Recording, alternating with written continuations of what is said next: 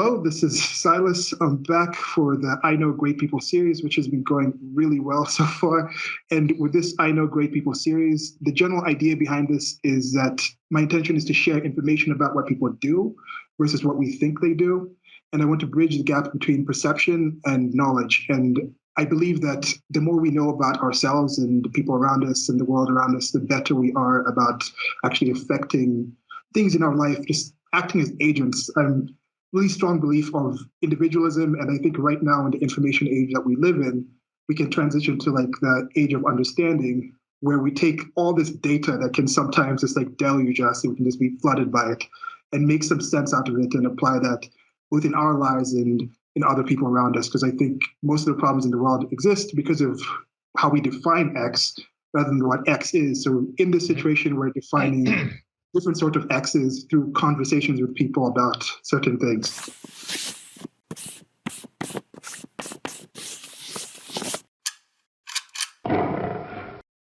So today I'm back with Stephen again. He's brought another friend on. And can you tell us what your name is, the occupation or pastime that is going to be the subject of this questionnaire, this conversation today, and how do you two know each other? So my name is Kayra. I am one of the co-founders of FIOLA. FIOLA is an organization, a female-membered organization that stands for the liberty of all mankind, so male as well as female. We are now only a female-membered organization, but at some point we will integrate FIOLA inside of this because we feel that both genders need to be stronger represented in the world. I know Stephen from Facebook, and I think, gosh, Stephen, how long has it been since we've known each other? At least 5 years. At least, yeah, probably. I think that I still knew Stephen when I was still living in Holland and still quite liberal, which is, kind of funny because I made kind of a big turnaround on that. Yeah, I remember too, just as a note, I remember at one point Kayra messaging me saying something like, when I need answers for political stuff, I look to your page. So thanks, I guess, or something. Yeah. Kenya right now, Stephen, you are in New York City. Where are you? If you mind saying, Kayra? Sorry. States.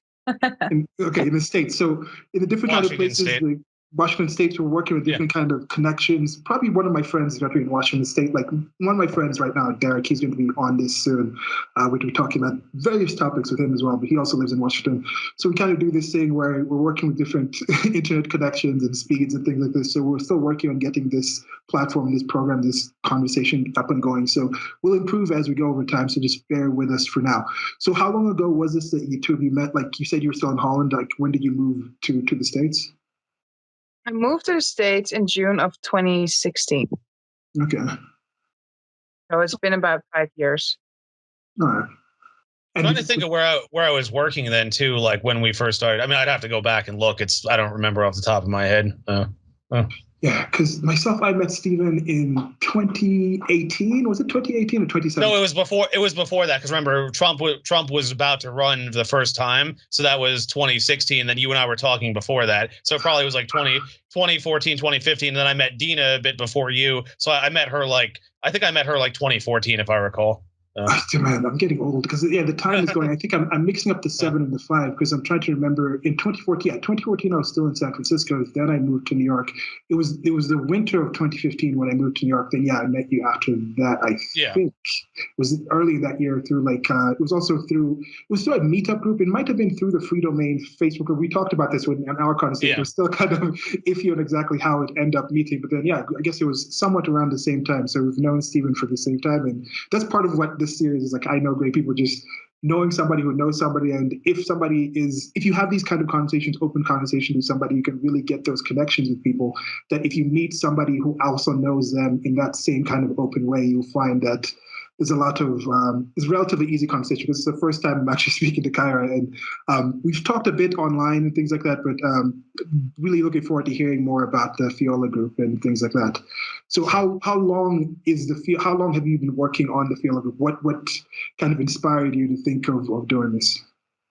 I got tired of being a sitting duck in these crazy times, and I felt that I've always felt very strongly about,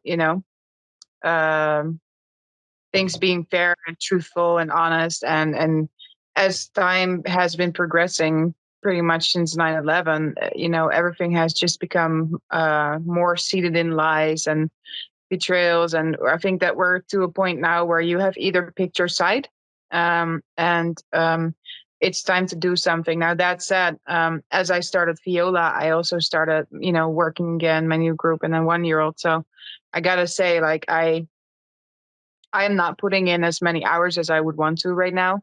But I'm hoping to, start putting more hours in. And what we're, currently working on is to get everyone an ICE plan, just in case something bad happens, which I think we can all agree is likely to happen at this point. But, we are all just kind of waiting and sitting and seeing what it is.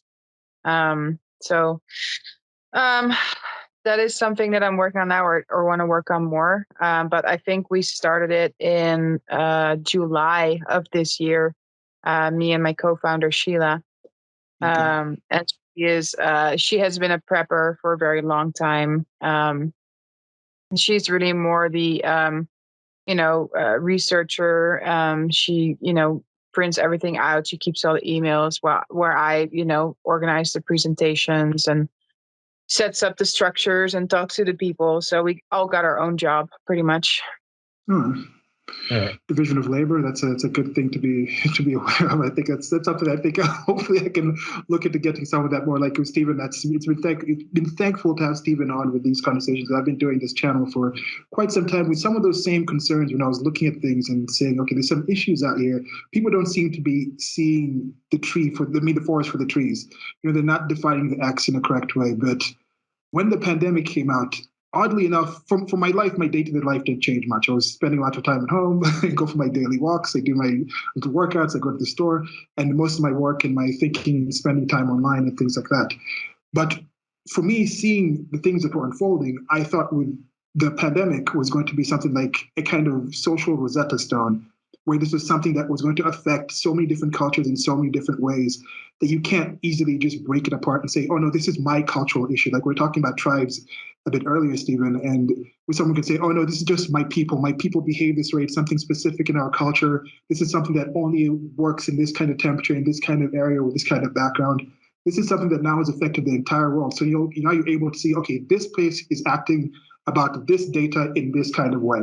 So now you can kind of compare and contrast and see, okay, somebody has seen X number of this, and then this person is reacting in this way, this other person is reacting in that other way, this other person says we should do this person tried this, and now you can focus on that one thing and help people try to understand, like, some people are just crazy. Some people just see the world in the most like absurd ways that if this person can't see this for what it is, then why are you trusting them on all these other things? So I am concerned of some of the negative things that are happening from this, but I've seen so many positive things of people literally having this thing where they've seen, like, Trump was a big enough thing, but that was, I think, more localized to the United States of America.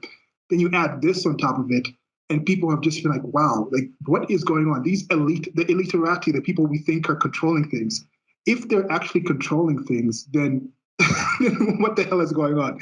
Like, to me, like, the only worst thing that any conspiracy theory is that there isn't a conspiracy theory, that this is just the best that we can do. Like, there's no big shadowy people planning things. It's just people just suck at doing things and they still have all this power. And if that's the case, that used to get me really deep and really down. But if that's the case, that also means like a few people like us, we don't know what we can do to actually affect that. If 2 or 3 people with little to no abilities different than us can affect these massive global changes, then why can't you just make massive changes in your personal life and then build up from there? And I think that's a positive thing that I've realized and has made me a bit more optimistic than I was when I first got red pill and get the red pill rage and you get black pill and you get a little dark and things like that. What do you think about, what have your observations about the state of the world happened vis-a-vis the pandemic? Do you think it's gotten worse, or things have been accelerated, or things have been reduced? What was your estimation before and then after? I didn't see coming that they were going to use a pandemic. I just assumed some sort of other false flag, like a bomb or, the Twin Towers or something like that. And so I was really waiting for it. And for years, I have been waiting for something to happen. And then I was deciding my life. I was like at a crossroads, like, what am I going to do? And I decided, well, I'm just going to live my life because, it doesn't look like anything's happening with the world anyway. So, there's not really a point of just sitting here and, waiting for it. So I got pregnant and not completely on purpose. And then 3 months after that, COVID hit. And I was like, wow. Oh, yeah. And to me, it was just like, okay, so now I took a decision. I guess, the shit's going down. And then at first, when it hit, I was like, I'm always very scared of diseases. When the Ebola thing came out, I was like, oh my God, Ebola. And now, I was really kind of scared. But then a month in, I was like, well, if it was really so bad, we'd know, Yeah. you don't have to completely and just, it was the working nurses and it was just like, it's we're looking at a theater play, you know what I mean? Yeah. And that's exactly what it is. And so, as soon as I saw what they're trying to do, and I think that the USA is trying to be the USA's own economic hitman to pretty much crash the economy completely, and then a new regime takes over, or whatever that regime is, maybe, which in my opinion is globalist led. The WHO and Amnesty International and all those people are getting more and more. The European Union, the EU is pretty much not almost as bad as Australia, where they're already, both feet in the New World Order. So, so that's I feel that's a change that we are seeing, and they're going to make that change whatever they do. And the economy impacted is always one of the biggest impacts to destabilize country, as we've seen in numerous wars over the world. So I think that is what we're seeing. The masks, I think they're just a tool. They're a tool for visualization to keep people scared. Seeing people wear masks, and that something's not right. People will not go to businesses anymore because they have to wear a mask. So business owners are suffering, restaurants are suffering, and all these people are going to go bankrupt, and the government will be able to buy them for a very cheap price. You know what I mean? I feel that's what we're seeing, and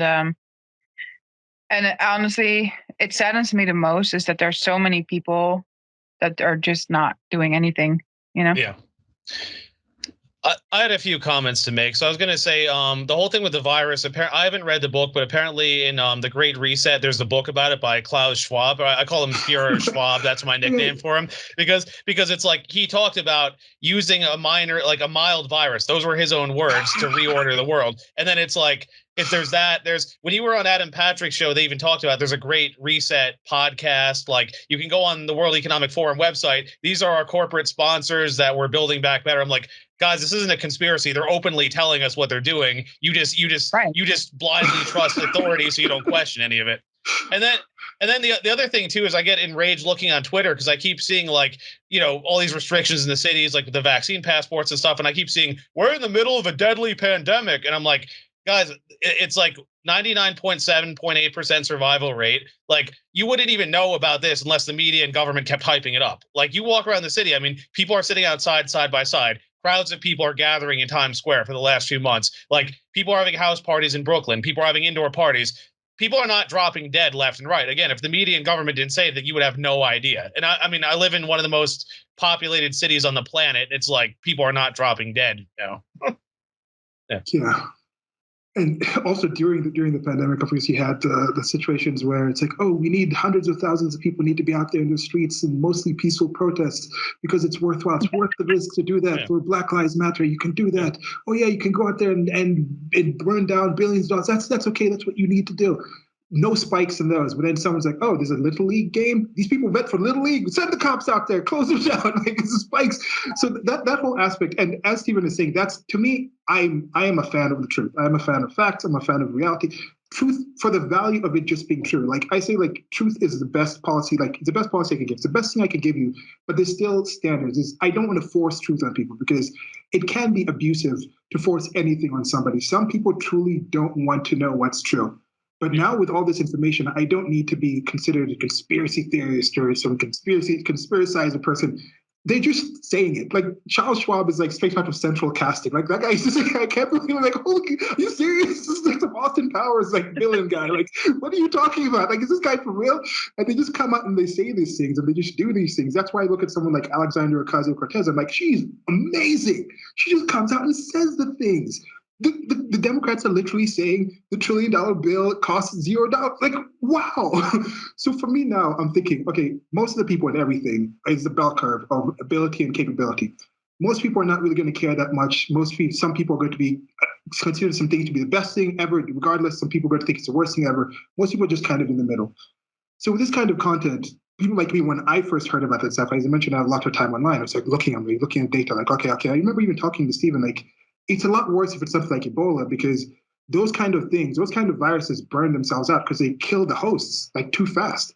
They don't have enough time. So with a respiratory virus like this, in general, it's supposed to follow and go and then slowly by slowly change and become a bit less strong, and it lasts longer. And early on, I think it was in April already, I was looking and I was like, okay, this is something that's going to be with us for the rest of our for the foreseeable future.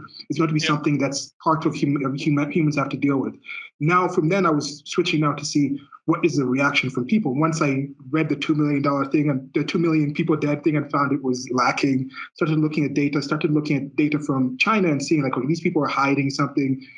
In fact, if it was something that was studied in a lab, that's actually almost better than it coming out to the wild, because that means there's some people with data, at least there's been some humans working on this with some kind of knowledge already. So there could be something in there. And some of these things have turned out. People are dying from something. There is something out there.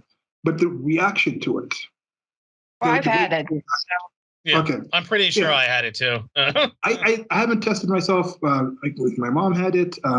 Somebody else we know here, like we know a few people, like here in Nairobi, Kenya, there's about 52 million people. We still have right now a few protests and things like that coming out because they still have the lockdowns. They said you can't be out 7 p.m. to like 5 a.m. in the morning. And 5 million people, 52 million people in Kenya. Guess how many are dead? No idea. I'll guess. 10. How many? 10,000? There are 10 people? Is it 10 people? Okay, so reported about 5,200 people dead. Yet they still have the lockdowns. Now, I'm sure the testing is different. Like when North Korea says, okay, there's 0 people being tested. There's 0 people tested. Nobody really thinks 0 people in North Korea have gotten the coronavirus or died by it. In Kenya, I'm sure the number is a lot higher who have actually died primarily from complications arising or simply just the coronavirus than it. But there's different situations where I know some countries, I've seen the numbers being a lot higher where someone's like got heart disease. He's been in the hospital for like 5 years. He was probably going to, like, his actual doctor with the conditions were like, this guy's going to die in a year. And then they get coronavirus and they die like it's a coronavirus death. I'm like, that person's probably going to die for like a year anyway. So still a horrible death. But when you start counting that and panicking and shutting down schools and things like that based off of that, to me, this is a good thing because instead of having to try to convince people about things, I just show them, just looking at the room, this is what it is. And then now I see if the person reacts in a certain way, then I'm like, okay, I can talk to this person about other things. Because you only need to focus, like I said, on those small amount of people, like with your FIOLA group. I think that's one thing you're realizing.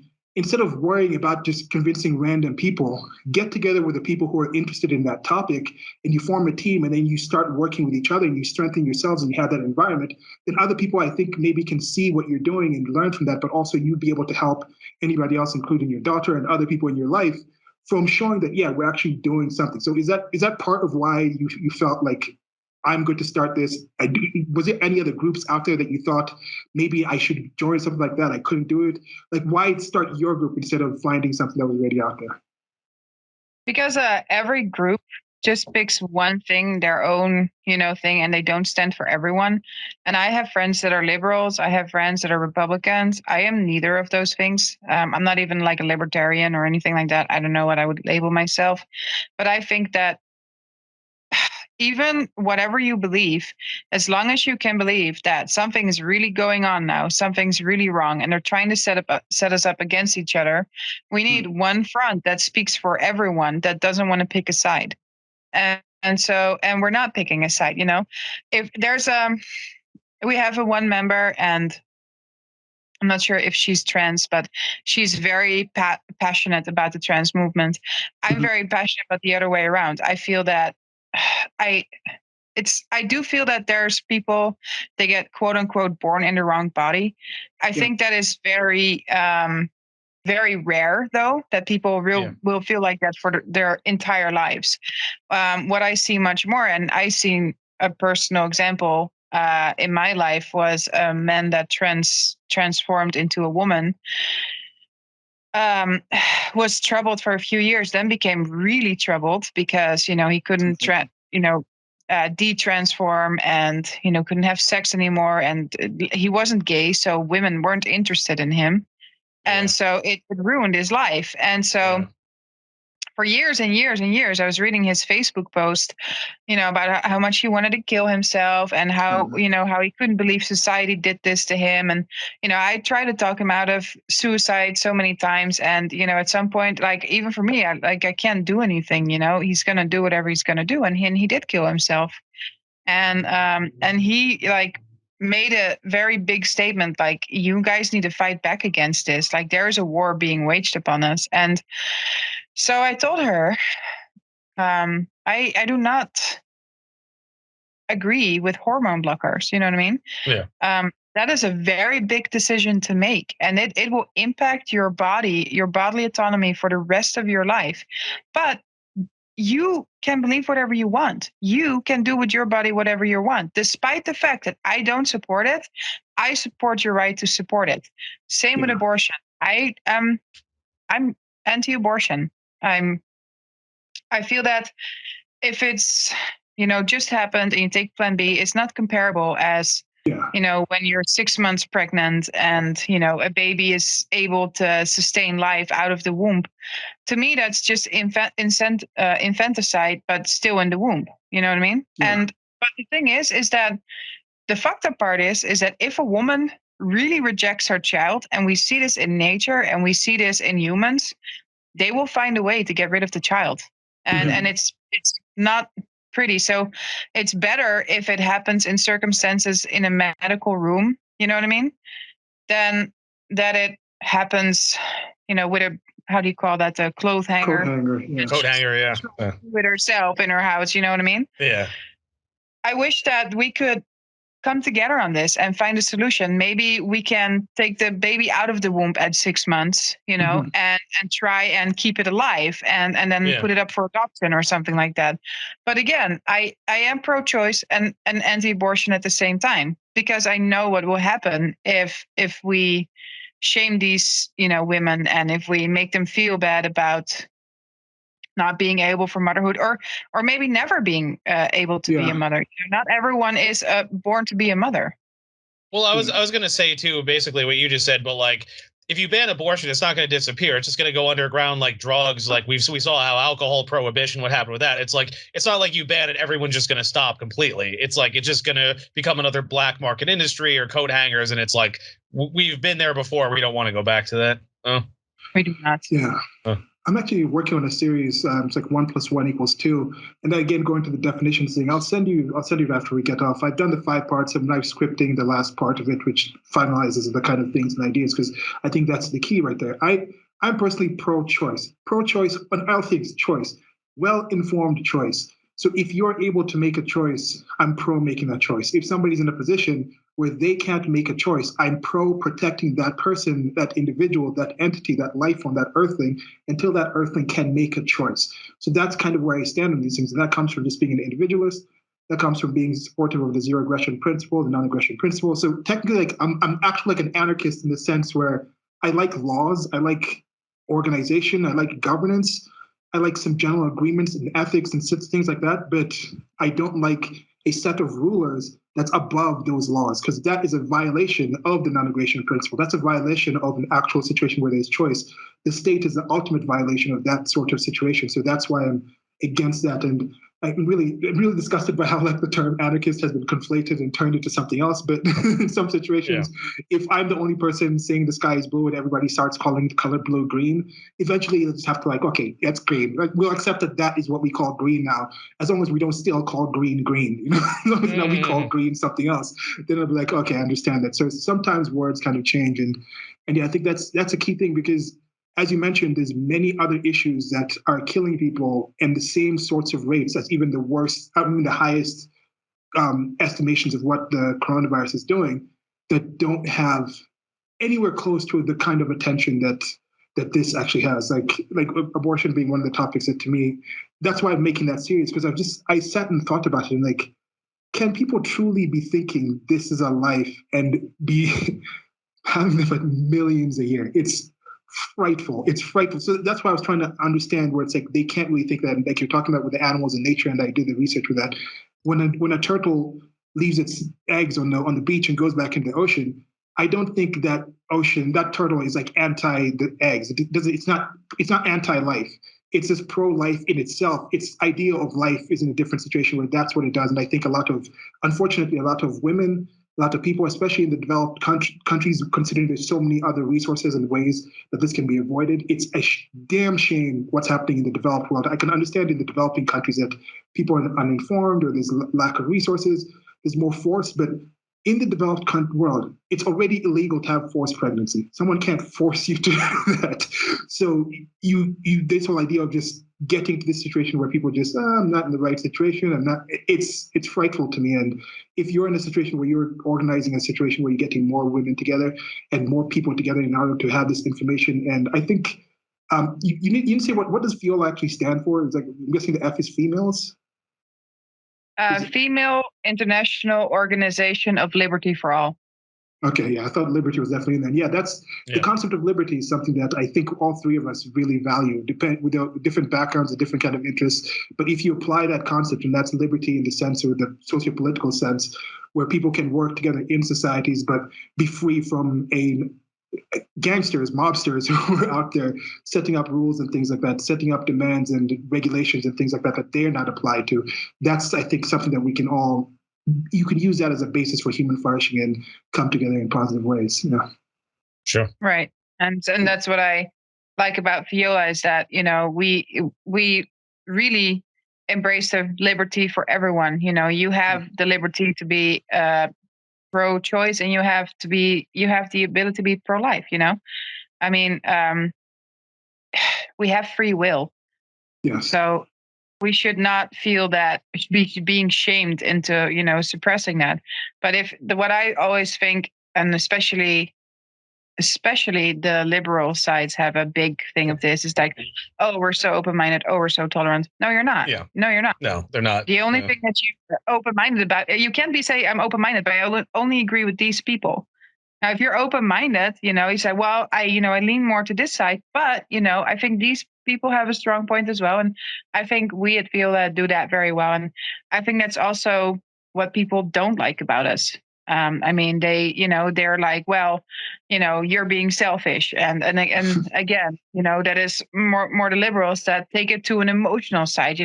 Well, if you do this, you don't have any feelings, and you don't have any, you don't care about anyone else, and that's not true. And we all care in our own way, and not everyone cares in their, but most people care in their own way. Well, I was going to add too, just to sort of to your point, what we're all talking about choice in general. This is what I've been saying about the COVID restrictions. Like, if you want to wear a mask forever, go do it. If you want a booster shot every month, go do it. I'm not going to stop you. But if the shot's safe and effective, why do you care if other people don't get it? It's like, if every single person has to get it, it's like, okay, it's not effective. And we're even seeing at Harvard Business School, they have near 100% vaccination rate. Oh, we have a surprise breakout. Well, okay, it obviously doesn't work then. I mean, so I think it was San Francisco, they hit 80% vaccinated. They're bringing back masks and stuff. It's like, guys, you realize like people have this attitude, especially leftists, like, if everybody just does what the government does, the virus will disappear. And I'm just like, that's never been the case.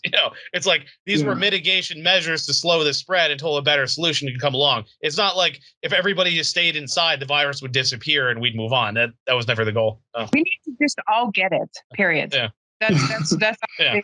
Well, it is true though, because it is I believe also that the virus is man-made, but I do believe that, nature will take its course. And very harshly, yes, there's going to be people that are going to die, but it's a very small percentage. And honestly, the people who should be being angry about is the people that funded these things with gain of research and things like that. You know what I mean? Because we all know that happens.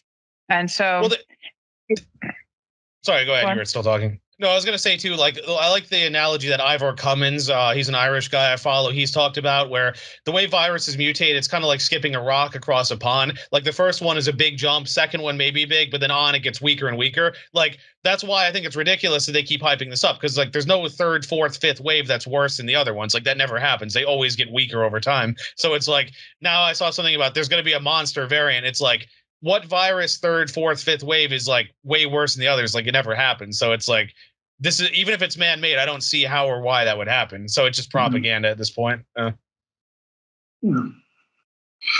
so that is that's the key thing here with the whole liberty, with the choice of coming into the ability to just be informed. And this one thing that I've seen completely misconstrued. And yes, they've done some tests, and whether you want to understand the polls, they say some of the people who are really not informed on it are very hesitant on some of this, but then some of the most informed people are also the most hesitant on this. And as you mentioned at the start, this is something that I delved in deep on the research. And it's like, okay, if there are all these things, why are we focusing on one thing, but we're not focusing on the people, on where it came from? You can't speak of China. You can't really talk about that. If it was really as bad as they're saying it is, shouldn't you hold the place responsible? Like, if it had come out from some hunting some deer or some squirrel market out in West Virginia and then spread all around the world. Think about the coverage that would have in the United States of America that had happened under Donald Trump. That would be an entirely different kind of thing. But now it's like, oh, it's after China with all the hiding of the things, like the people involved being like what half the people in the initial big the World Health Organization panel were actually involved with the lab ahead of time. Like, Fauci's still out there speaking and being held as a respectable person. It's a complete clown world. And I'm not too surprised. I'm just glad that other people are seeing this. And I'm also encouraged by how many other people that I didn't really think were seeing it have now seen it. I think people like you were activated by some of this. I know, Stephen, we've been talking about these things. We've seen other people, and we've seen other people in our small friend circle kind of like, oh, wait, you guys were talking about this? Like Stephen had said, people come and say, oh, I've been reading your stuff. And just having these voices out there, I think is a really positive thing. And I think with that in mind, people who are interested in what you're doing, FIOLA, or interested in starting their own organization, or you personally, what are 2 or 3 things that you can think of, or specifically, you've mentioned a few that specifically are positive about what you're doing with FIOLA that you would suggest if people want to be part of it, want to start their own, or things that you've benefited from doing it? Think for the benefits for all.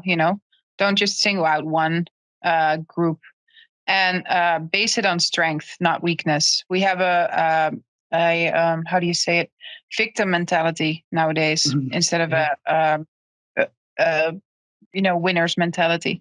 If you're sad because you went through this, and I'm not saying that you didn't go through shit. I am saying, but I'm saying is that we're not going to make the world a better place by saying, oh, well, he's been through this, so let's never have him go through anything again. Now he's, this sick puppy that needs to be, held and fed. No, learn from it. You went through it, you survived it. What did you learn? And build each other up. And we need to be self-sustainable instead of, oh, the government's going to take care of me. Because the thing is in the end of the day, the government wants that, they want to be in charge of your life so that they can eat steak and, have the best life ever. And we are, eating bug burgers, I think was one of the things of Klaus saying, because, the climate is going to kill us all. And it's these people don't have your best interest in mind. And I hope you understand that, and you are literally giving your life in their hands because you're enabling yourself to be sad, and we can do so much better. You know what I mean? We need to get back to, I am raising my children, I am making sure that she's going to get the right guidelines. She's not going to go to school and say, well, Mao had the really, a good idea. We just didn't didn't do it right. And it's Yeah. like, these are just sentences that are being put in our kids' head. And I think we're seeing it. We're seeing it because our kids are getting, I'm sorry to say this, but the youth is getting dumber. We're getting less in shape, because, two parents are working. The mom does not have time to cook healthy food anymore. So we're all sitting at McDonald's, 5 days a week. Like, these are directly impacting the well-being of our children. So what my group does is that we want to give people the tools to save themselves. And it is education, it is tools, it is resources. And it's not like, oh, we're going to bully this person because, they don't agree with our personal ideas. Well, I was going to say, too, bringing back to COVID, one thing I heard recently, because people keep bringing up how more people have died from this than the Spanish flu, but they're saying how that's such a terrible comparison because the U.S. has 4 times the population it did in 1918, plus also people live a lot longer. I mean, I know when Social Security started in the 30s, life expectancy was 62. Now it's like 80-something, and this was like even before, so it was probably like 50-something, and then add on the high obesity rates that didn't exist back then. So it's like it's a completely apples to oranges comparison. But it's like, people just take that at face value and don't ask, I guess. That's just one of those many like deluge of information things where you can do all sorts of things with statistics. Like you look at New York City right now, they say it, 72% of the black population in New York City is not vaccinated. Yeah. But then if you actually look at the actual figures in New York City, and you look at the age demographics of those groups, and there's a lot more younger black people. Like I'd say probably 60% of the new black New Yorkers are under 30, under 35, around there. But then probably 60 to 70% of the white people are older. Like the younger white people normally move to other places, or like they're coming in and out in places like that. And so but since people can't talk about that when they're talking about things like the gap of the earnings gap, because certain populations, if you have younger, you have less money when you're younger than when you're older. You've saved up money and you own your houses and things like that. So they can't be clear about the statistics in that, because if they've already been talking about that, then now you'd be able to understand that probably a lot of black people, it's not just, the history of syphilis and going in the back and mistrusting the government and they're just victims. They understand. That's why I understand why the black people can't do this. These regressive kind of talking points. They just realize most of them are younger and healthier than most people, so they don't have the comorbidities. So they're just deciding not to do that. I bet if you took the same kind of age cohorts across all races, you'd find similar numbers on non-vaccination because they don't have the comorbidities. But these are figures that people just throw information at you. And so with FIOLA, you're saying like there's certain things like this where it's kind of like an information thing where people have conversations and they talk. Do you guys have, what's the general organization like? You said you have the membership type of thing where people come on. Is it just social media? Do you have newsletters? Is it like a website? Like are they conversations? How is it starting up? So we have we're like connected through one group, and then we have a group in Telegram, and then we have a facilitator in every state and a couple of countries in Europe. I want to start one in South Africa as well, because South Africa is very, it's much in the news right now. There's much happening in South Africa. I think that a lot of what's happening here in America has been happening there. And my boyfriend's actually from there, so it is very, nice to get someone who knows how the government is setting people up against each other, and you're seeing the direct result of that. So we have facilitators in territories, and those facilitators will start their own teams over there that will have will be providing tools and resources to the people over there to, if the government falls, will be able to set up their own little group for survival, whatever you want to call it, team. Just something that, mostly what I have really noticed is that so many people that don't believe the COVID narrative, they feel very isolated. And I feel that, by the government isolating us, it is taking away our hope and our spirit. And I feel that if you have people that are in the same territory than you, and not just from Facebook, that will lift your spirits a little bit because you're not alone anymore. And so, there's this group thought, living in a group is safer. Nature, proves that time after time with herds and stuff like that. So, so that's something that we want to provide, a group of people that think like-minded, that are not going to judge them on, silly things because, he's not anti-abortion and I am anti-abortion. And in the end of the day, we just we respect each other's differences and we want to make sure that we can survive together. Yeah, I was going to say, Rollo Tomasi made a good comment recently. They were talking about tribalism, and he basically said something like, people always complain about tribalism, and I admit I'm like this too, and you and I were sort of discussing this before this started. Like, tribalism is a feature of people. It's not a bug. Like, we evolved in tribes for a reason. We still need tribes. We still need groups. It's just, as you and I discussed, is it tribes that are based on you just happen to be born here, so you go along with those values, or is it, I'm going to form a tribe based on similar values and similar goals? And that's why I think organizations like this are very good. Yeah. Like for me, I growing up was traveling around the world, moving different places, so I never really plugged into the typical type of tribal things, whether it's just you're born in a certain location or you're in this place, you like this sports team or you like this kind of food. There's a lot of moving around. So once I finally found the internet, I've been spending a lot of time getting information because I spent a lot of time trying to relearn certain typical things and trying to finally notice the patterns of different groups. And yeah, the whole tribal thing is there. Like for me, part of this I Know Great People is also kind of to build my own tribe based off of things that you select. Like you don't pick your relatives. Relatives is just blood. Wherever you're born with, we're technically all sort of related in some kind of way. You go back. I know they said there's like might be different kind of. There's people say Neanderthals coming to Europe, and then they talked about how in Australia there might be like an entirely different missing link that led to humans.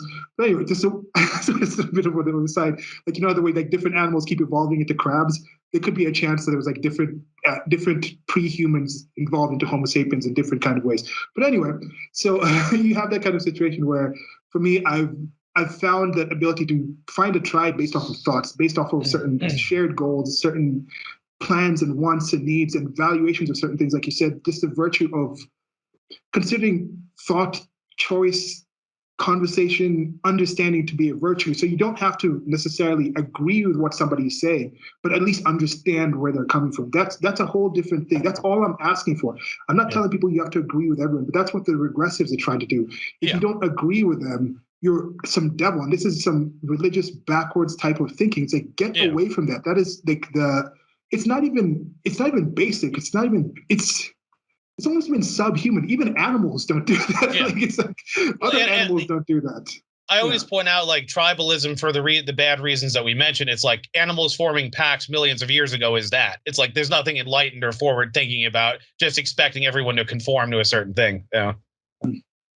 And even those animals in those packs, they have set rules, set goals that are relatively consistent within the existence of that pack. They're not just constantly nebulous and flowing around like these current regressive groups that you see people kind of coming up with. And it's a damn shame. So I've been trying to find those actual underlying things and yeah, definitely had some worries about certain things, but I'm still relatively confident. This could just be myself projecting my own confidence, my own experience, that through information, through the internet, through things like this, like I don't know if your boyfriend knows about someone called Serpenza or Serpenzier, and then there's Laui 84 or 87 or something like that. They two people who were living in China and they were teaching English there. They ended up marrying Chinese people, but they were traveling around China. They've been doing a lot of research actually going into about how life is in China. They know the language, they've lived there.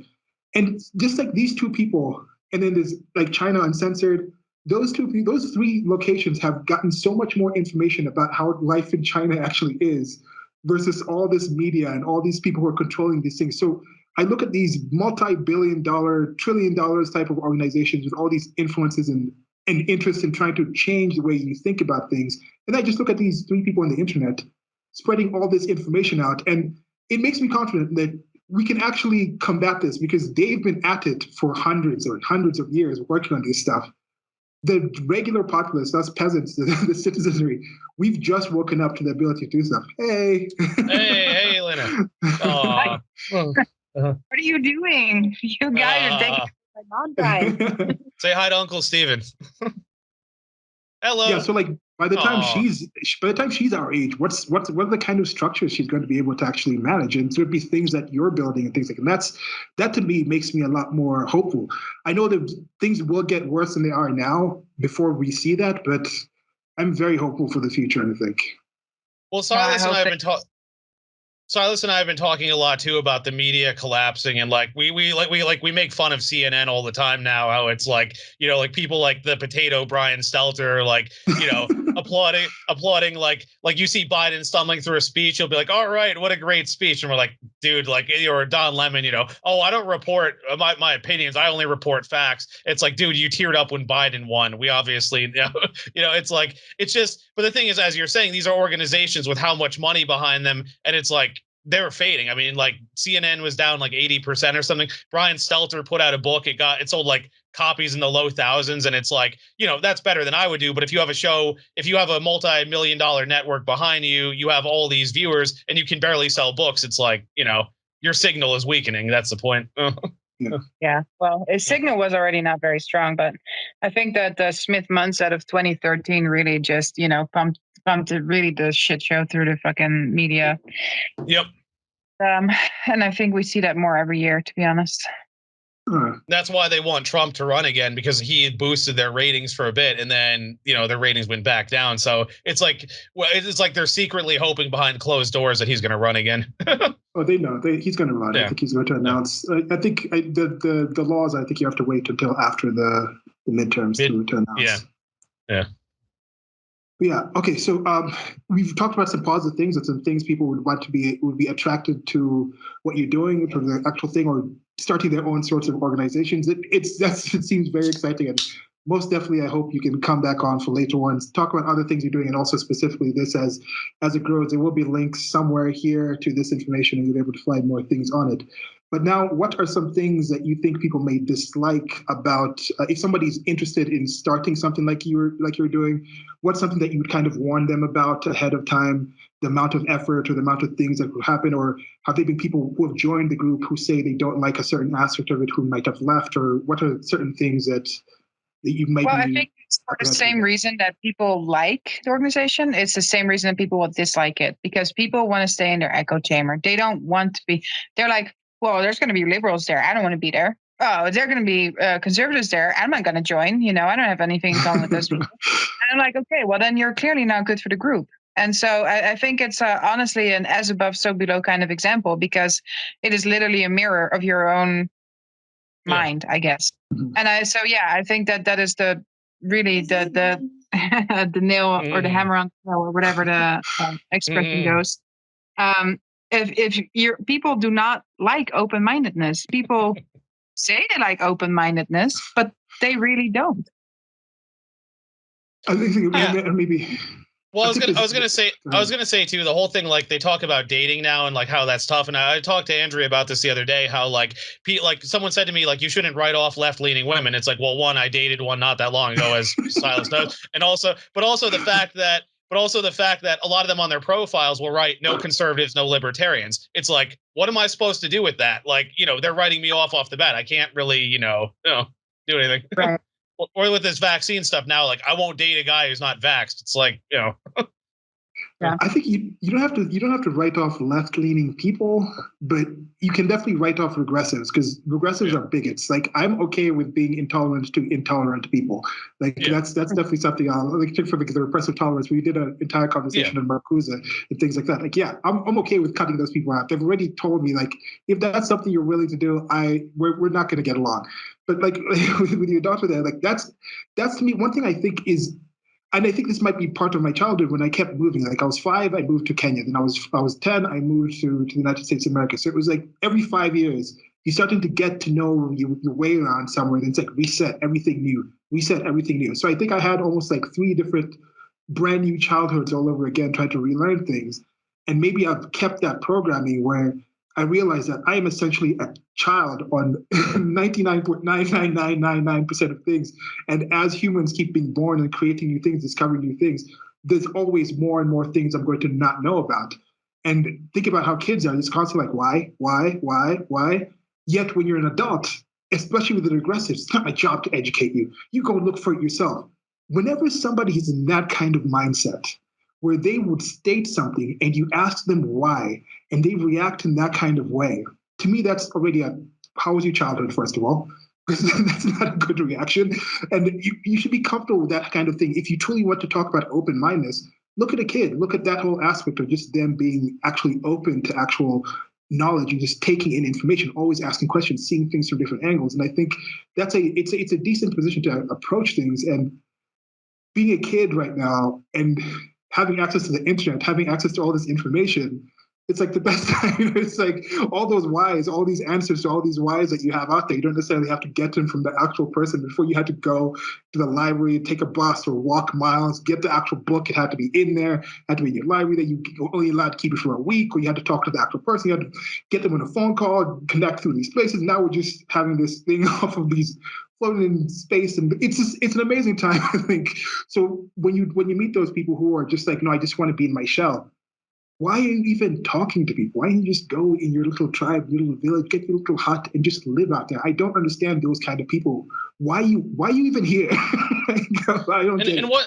One thing I give you credit for, Silas, and I've tried to be the same way, as you learn things, you try to retain your humility, because that's one thing that drives me nuts about these regressive types is they'll be smug and condescending, but you challenge them on things, they'll either run away, try to gang up on you, like break down, like, they'll be taken back. It's like, it's okay not to know all the answers. Like, more intelligent people know they don't have all the answers. It's like, you don't have to be right 100% of the time, but it's like, they don't accept that like humility is a virtue and like it's okay not to have all the answers. It's like they have to be right all the time, even if they don't know anything. Just, I don't know. Yeah. Okay. Now, next question: Is there any other groups that you've seen out there that are kind of in the same space or same kind of arena that you're doing, or things that you saw were in a certain way where you're like, okay, this is something that I'm not trying to be like that. So you don't have to like name names in particular, but do you think there's certain organizations or certain mindsets or certain people doing things that are opposite from what you're doing out there? So if somebody has dealt with that and didn't like it, they would probably really like what you're doing. Yeah, I think that, to be honest, all of them are, because all of them are fighting the old system. Fight the system, eat the rich, blah, blah. I'm not trying to fight the system. I'm trying to create a system. So that's the difference.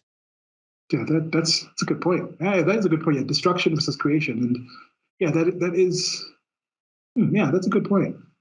We've talked about Praxis a lot. I was going to actually send you the CEO of Praxis was on Tom Woods again, but like if you're not, I don't know if you're familiar, Kayra, but that's like it's an alternative to college. It's like an apprenticeship program, and it costs a lot less. So the idea is they help you get your foot in the door of a company. You get a paid job, you learn there, and then if you do well, they give you a job. So a lot of people are doing things like that instead of college, because the thing is, the guy who founded it actually has a master's degree, but he's like, I spent all this money, I learned a lot of stuff I never used. I wanted to create a better alternative, and now it's Praxis, the original participants. I mean, I think their current CEO was a participant. I know some of the original participants actually started their own companies, and the new apprentices are actually going to those companies. So it builds on itself. Nice. Whereas with college, we were discussing in our other series how it's basically a Ponzi scheme, because you have to funnel people into classes. They get out, there are no jobs available, and then they just end up doing other stuff. And then the only way to create jobs is to keep funneling more people into those classes. It's completely unsustainable. Well, I mean, I think it was Socrates who said, "Don't spend your time fighting the old, but building the new." And I think that is something that we are very focused on. So welcome back. We were recording this I Know Great People with Kayra, and we were talking about the FIOLA group.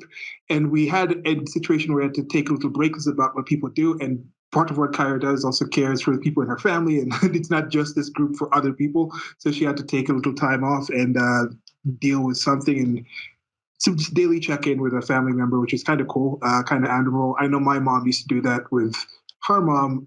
She was traveling around the world. Her mom has passed since, but it was like almost like daily calls wherever. And now she does that with my sister who's in Rome, which is something I'm definitely not as good at doing that, but I can see that and I can appreciate that whole aspect. Yeah, so I think we'll just jump right back in. We talked this a short time before we started the recording, and we're on to the next question. The previous question, if you remember, was just the general different groups. And Kayra was telling us about how open her group is, how it's challenging, how different things are going to come to you. So we'll just jump into the next question. You could probably answer, she probably answered this somewhat with the things she said already. And are there any occupations or pastimes that you think are opposite of what you do, or any particular groups? That one's one we discussed. Was those ones in there? So what misconceptions are there about what you do, about the group that you're in, where maybe some people have come thinking, oh, that's definitely what I want, and then they enter, they're like, okay, this is a bit different. things that people accuse y'all about doing. I know this one is probably extremist content. You're probably accused of that when that's not really the case. So tell us a bit of some of these misconceptions and how you deal with it. One thing that I get really tired of is that, like, as soon as you don't agree with what's going on, you're like, you're a Trumper. And it's like, okay, to be honest, when Trump came, I was like, fuck that guy. But then inside, like, more and more 4 years, and he started doing some good things. And I was like, okay, I can, I support this. Like, he's doing good things. He's putting his money where his mouth is. And I respect that. I might not like him on a personal level, it's just not my cup of tea. But for a politician, I kind of like how brazen he is. And so for a while, I was kind of like cheering on, like, yeah, go. And in a way, I am still very careful with him, because I do feel that once you're picked to run, then you just become of the good cop, bad cop game that America has been suffering under for so very long. And Trump he is the one that brought this vaccine out. You know what I mean? And so I am very reluctant when it comes to Trump. Like, yes, I support a lot of the things that he do, but I wouldn't peg myself a Trumper, because I don't believe in the two-party political system in America. And it's really frustrating, because I know so many people who they live in Washington, and they absolutely despise Trump. But as soon as you're like, oh, well, I don't want the vaccine, it's like, well, it's because you're a Trumper and you're stupid. And so my group is like, oh, it's a whole bunch of Trumpers. No, there is people in there that support Trump, for sure. But there's also people that I know voted for Biden. You know what I mean? And so I think that's the biggest misconception, whether it's with my group or with other groups, or just like right now not agreeing what's happening in the world. Like, no, it doesn't mean that you voted for Trump. You know what I mean? So I guess that's the biggest misconception. Yeah, I can definitely agree with that. Stephen and I were in New York City around the time when Trump was coming up, and we had different groups, different political groups, different meetups. People were talking about philosophy and things like this. And then eventually it was more like the anarchist type of groups in the place, which is the classical anarchism, where let me say classical, just anarchism, where we don't want leaders and rulers that are above the law, but we don't mind like laws and rules. It's about liberty in that kind of sense. So there was definitely a lot of questioning of the whole Trump thing. And then I was also friends with people, got in touch with some people in the Reddit group, the MAGA Reddit group, had some people in New York City, or a lot of them were in New York City, and end up meeting up with some of those people. We recorded a video for this Alex Jones contest, and we actually won some part of that video. Anyway, so it was just seeing the people who were talking about it and that whole idea. For me, I looked at Trump. I didn't think he was going to win. I was like, this is ridiculous. There's no way this guy, the apprentice guy. And I started looking more into him, and I started asking, why is he even running? And the only thing he's actually said about it was like, he said something, it was, I think, a couple of months into his campaign. He said, I don't really have to run. I really like this country. Like, this is actually losing me money, but I want to do something for this country back. And I thought that was somewhat genuine in him. And he actually was an outsider. I remember when I was in Rome and I saw Obama coming up, and I was like, okay, I get that he hasn't been in politics in this grand stage for that much. He came from being was it a congressman, or was he even a congressman? I'm forgetting what he was. He was in the Senate. He was in the Senate. Before that, he worked for Acorn. He was like a community organizer before that. But he wasn't a senator. He wasn't even a senator, right? Like, he just came up. He was in, I think he was in the Senate, but for like a very short time. I can look this up, actually. Yeah, because I remember seeing him at the previous election before he ran as somebody as a speaker, and I was like, okay, this guy's got something to him, like political wise. And I wasn't even that politically involved at that time, but once I started looking into him, the whole world was just elated, like this is the next coming of, I don't know, the first coming of Obama's Christ or something like that. And I started looking into politics at that point, and I got very jaded. It was like, no, he's going to be exactly the same. He might have come from outside, technically not being as popular, but he's going to be a creature of it. And with Trump was the first guy who was truly an outsider. And I think the positive thing about Trump, he was unprecedented, but he came in and really showed people that the two-party system is not necessarily Democrats, Republicans, but it's more like the visual people, the spokespeople, the ones that rotate in and out, the faces. and then the backstage people. Like when you're working at a restaurant, there's the people at the front of the house and the back of the house. The back of the house is like the kitchen people who are cooking things up, making the food, and they normally stick. The front of the house, if you're not mistaken, Stephen, there's more turnaround in the front of the house. The people coming in and interacting with the people, but it's still the same product. And I think Trump came in and has really woken up people to understand that it's not getting the right people in there. It's the system that actually needs to be fixed. And I think that has inspired a lot of people to be more politically active on their own and not say we're going to rely on this. Like people coming up and starting groups like FIOLA. I'm not sure you'd have started this group if Hillary Clinton had won and done whatever she would have done over the last 4 years. We don't know. I mean, we don't have a separate universe yet. Huh? That Trump really showed anyone that most of the Republicans and Democrats are really the same thing. Yeah. Mitch McConnell, what's that woman from that guy, John McCain's wife? These are all people that do anything that the DNC says, They just wear a red hat because, it is good cop, bad cop. They need that fighting. So the Republicans can pretend that they're making a difference, and the Democrats can have someone to blame, and vice versa. And so I think that if it wasn't for Trump, we would have never seen as clear as day that is literally two cheeks around the same asshole, to say it very. That's a good way to put it. Oh, and to answer about Obama in the Senate, it was from January of 2005 to 2008 when he ran. So, like, for a senator, that's a very short career, Yeah. Yeah. Yeah, as I mentioned, evident that he's been put there, Yeah. I mean, no, I mean, and he's definitely a very effective politician. I never took that away from Obama, and still to this day, he's one of the most effective politicians to ever come up. And he's excellent for the time that he came up in. He still holds a lot of people. He definitely speaks well. He presents himself in a very appealing way to just the masses in general. He's a populist in some sense, but it's more like a contrived thing. It's populism. Populism is also just a tool. It's about what you do with that populism. What is it behind it? Because like we talked about right now, how it's kind of just pop fascism is what's kind of going on right now. It's popular. People want it. People are voting for it, but it still is kind of fascist. But that's you can have popular versions of different things. You can have popular movement for liberty. You can have popular movement for tyranny. It's not one way or the other. So that's something that he did. I'm not saying he's a tyrant out and out, but he's definitely a political creature, and he's very, very, very good at that. And can't take that away, but as you mentioned, Kayra most definitely comes out, gets that. Part of that, Trump coming up was part of what inspired me to finally go out, like to be like, okay, there was a part where it's like, okay, if this guy can take that many hits at that kind of level, even he's not going to do anything. Just him getting in there was enough. I was like, wow. I remember the day after he won, like walking out of New York, like, what? Are you serious with this?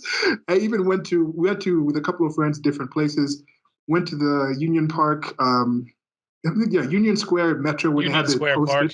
The post-its on the Metro and things. I recorded that. I was doing a series over the last couple of years of like Trump train to Magaland, because my note was putting that up there and saying Trump train to Magaland was for everyone, because I was looking at MAGA and that whole process of Make America Great Again, no matter what you think that means, that whole Trump train is something that's going to affect the entire world. Whether you like it or not, that train is going to be there.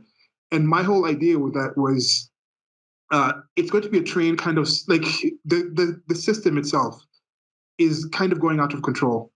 This train is going to run out of track. It's going to slam. It's either going to be driven full speed and slam to the end, or you can have it be slowed down. People can get off the train and then do something more productive after they've gone out of control.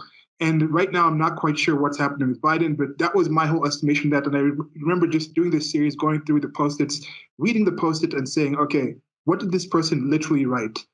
Then I thought, okay, what did they probably mean about this? And I wish I could have got to the point to actually talk to some of those people, but it's been a point where I think it's inspired people to be more introspective and realize that some of these things you have to do it on yourself. You can't just rely on the system. And even people who disliked Trump, they were like, we questioning the system because this system we believe in actually put someone like Trump in, whether or not the caricature or who Trump is right or not. So that's something in there. And then he did a really smart job because he kept building, because Joe Biden pretty much built on Obama, but Trump built on Reagan, and Reagan was very loved by the Republicans. Make America Great Again.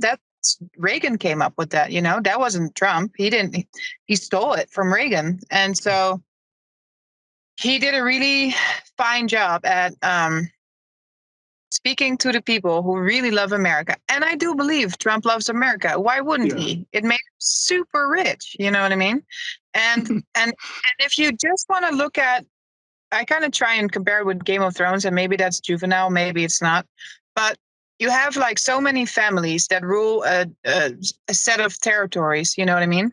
And if this family wins, then it's going to affect this family poorly. Well, Trump might be that one family that would have gotten hit hard, if the DNC pushes through what they're trying to push through. So it's not even that, he's trying to save the world. He might just very well be saving his own ass. You know what I mean? Yeah.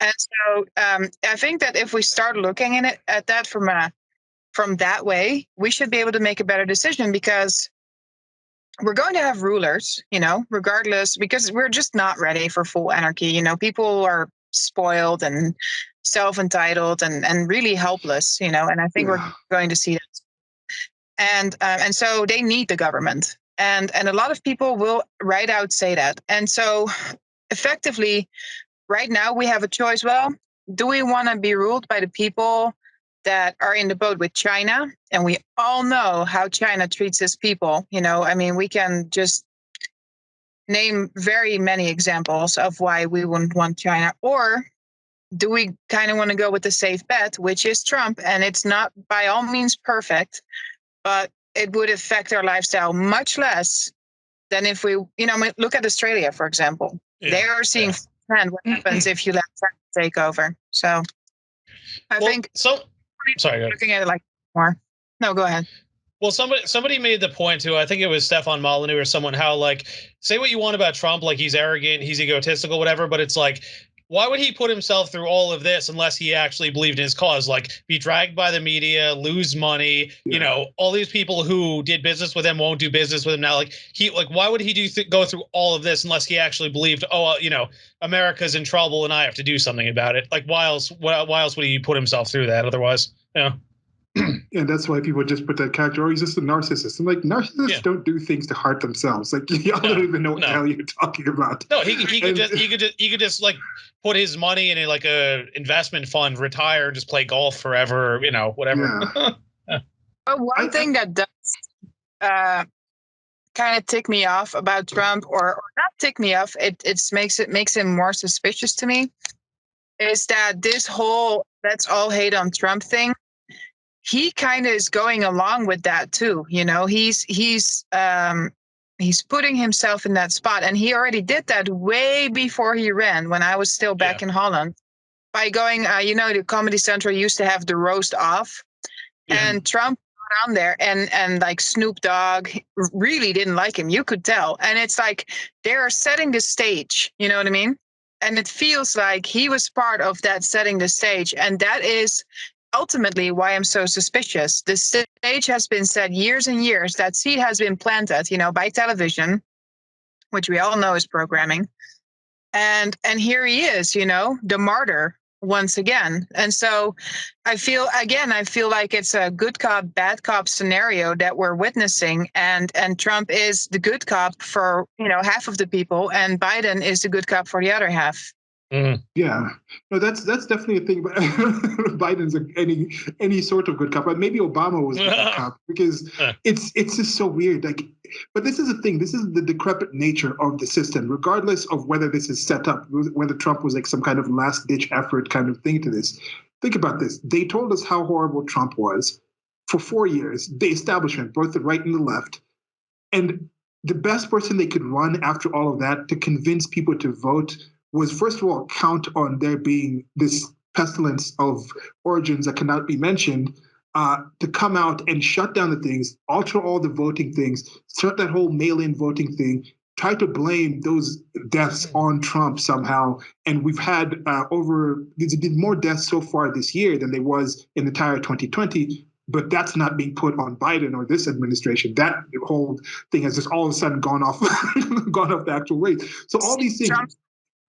Yeah, after all of that, they still had to bring Biden out and hide him in the basement and run all this interference from him, have all these situations with the voting. It's ridiculous. So even without that, I think there's enough chance to say like, okay, there's still some hope here, because there's two things on this with Trump supporting him and voting for him, or just being supportive, that being glad that he was in. This is something Walter Block said in a Soho. It was like a Soho Forum debate with Nick Gillespie. We went Nick to that Gillespie. one. Yeah, we went to that the guy together. from Reason. There was like, do you vote for Trump or not? And he said, if you live in a place where your vote might actually make a difference, let's say you're living in New York City and it's all the way blue, there's no real point for you to do anything. You're not going to really make a difference. But if you're in a place that's purple, you might as well vote. And he said, if you have a slave master that's going to whip you every single day or once a week, voting for the person who's going to whip you once a week is not a vote for slavery. You're not saying, oh, I want to be a slave. You're given two options. So picking the less severe of the options is something that you can say, okay, that's a just thing to do.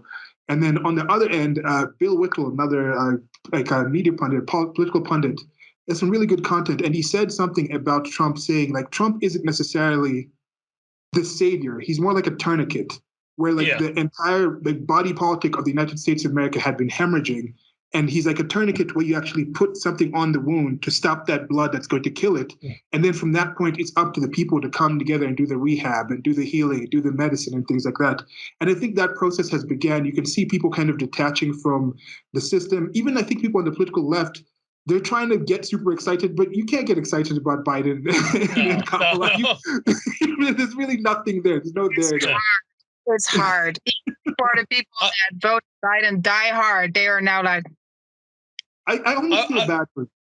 There was even that Instagram page called Settle for Biden, and a bunch of lefties I know followed it. And it was I thought it was satire. No, it was a serious page. They're like, look, Biden's not our first choice or our second or fifth or 10th choice, but we got to get Trump out. That was the whole theme of the page, but it was like a serious thing. And it's like, what are they saying now? It's like, I can't imagine they're proud of what they did. Yeah. It's insane, because it was just like the most memeable president ever with Trump. Just constant memes, just like everything with constantly just a laugh riot. And seeing the reporting about him, just how hilarious it was, like people just making things up that he says, the fact checks, those are hilarious. And then now with Biden, it's like, it's just weird. It's just constant cringe. You don't even have to meme him up. You just literally just play him talking. You just play Kamala. You're just like, no, we're not even going to say, this is what Kamala said when they asked her about Afghanistan. Like 2 minutes. That's it. You don't have to like make fun of it. It's just look at her cackle, look kind of off in the place, then just brush it off and go off. Look at the fact checks. People say, Biden's the Yellen or the people have said, okay, we're proposing we might start looking at $600 bank accounts a year. And then the USA Today fact check is saying, it's partly false because people are saying they're demanding it and they can't declare it. I'm like, nobody said they're declaring or demanding. We're just saying that they proposed this. Like, it's ridiculous the kind of things they have to do in order to prop this. It's not even a year in. I don't know what is it going to be like a year from now. I can't even. Because that's the thing. They said like the top 5 Politico stories all about Trump. Twitter, Trump is trending. CNN, like Stelter and company are so like, hey, just because Trump's out of office doesn't mean he's not a problem. I'm like, guys, it's like he's been out of office the majority of this year, and you still talk about him all the time. It's like. Actually, that is it. In a year, he's probably going to have declared already, because it's going to be after that. I think it's after the midterms he can declare it. I'm 99.9% sure he's going to declare to run again. Yeah. And it will be stupid not to. If anything, he gained more following after the elections. Yeah. Mm-hmm. Like people get to see. That's why I'm kind of glad Biden got in, because Biden is as politics as usual as they get. For them to get the most, like they were talking about, we don't like old white men in politics, and then they got the oldest, most politically a creature ever to be president. After talking about how Trump was a horrible person, this guy has enriched himself. Huh? So racist. Yeah. I mean, Biden. I don't want kids living in a racial jungle. Okay. Uh-huh. Is the first black man that's like a decent, well-spoken. I'm like, what, dude? Seriously? You said this on television? Like, can you imagine what would happen to Trump if he would said something like that about Obama? One of my favorite fact checkers was when Biden was yelling at that coal worker and said, "I don't work for you, man," and said, "This is out of context." And then there was that one making fun of it. It's like he he said it. I know he said it. We all know he said it. He said it. It's like, the fact that the fact checkers are like going overboard and trying like you don't even need the campaign. You just have to play clips of Joe Biden and Kamala speaking for the entire campaign. That's all you have to do. And I think another positive thing with this is if Trump had stayed in, they would have kept doing the tactics that they'd done. I know they'd gone to the bottom of the barrel, scraping the bottom of the barrel, took that barrel, and then were scraping the bottom of some nuclear waste dump to get that grime at the bottom. But they would have kept doing that, and people would have still bought into it. But now that Biden has come in, and then people can see when Trump did this, the media said this. When Biden does this, the media does this other thing. So now when Trump comes back and they start trying to knock him down for things that Biden did that they said nothing of, that they were acting like when Trump did it before was the most horrible thing ever, people are not going to buy into that anymore. And also by then, there's going to be groups like FIOLA and other things out there where people are going to be working and people are going to be more activated. And I think they're going to welcome a government that steps a little further back from that constant mutated growth that the state just has. I think I'm still hopeful. Is pretty much what I'm saying. I'm still hopeful for the future of the United States of America in the state that it is. And some people are definitely not as hopeful, but I think the people in your group are hopeful, right? Why else would they be coming together and doing that? Or do you know some people that actually left? I think there's a big difference.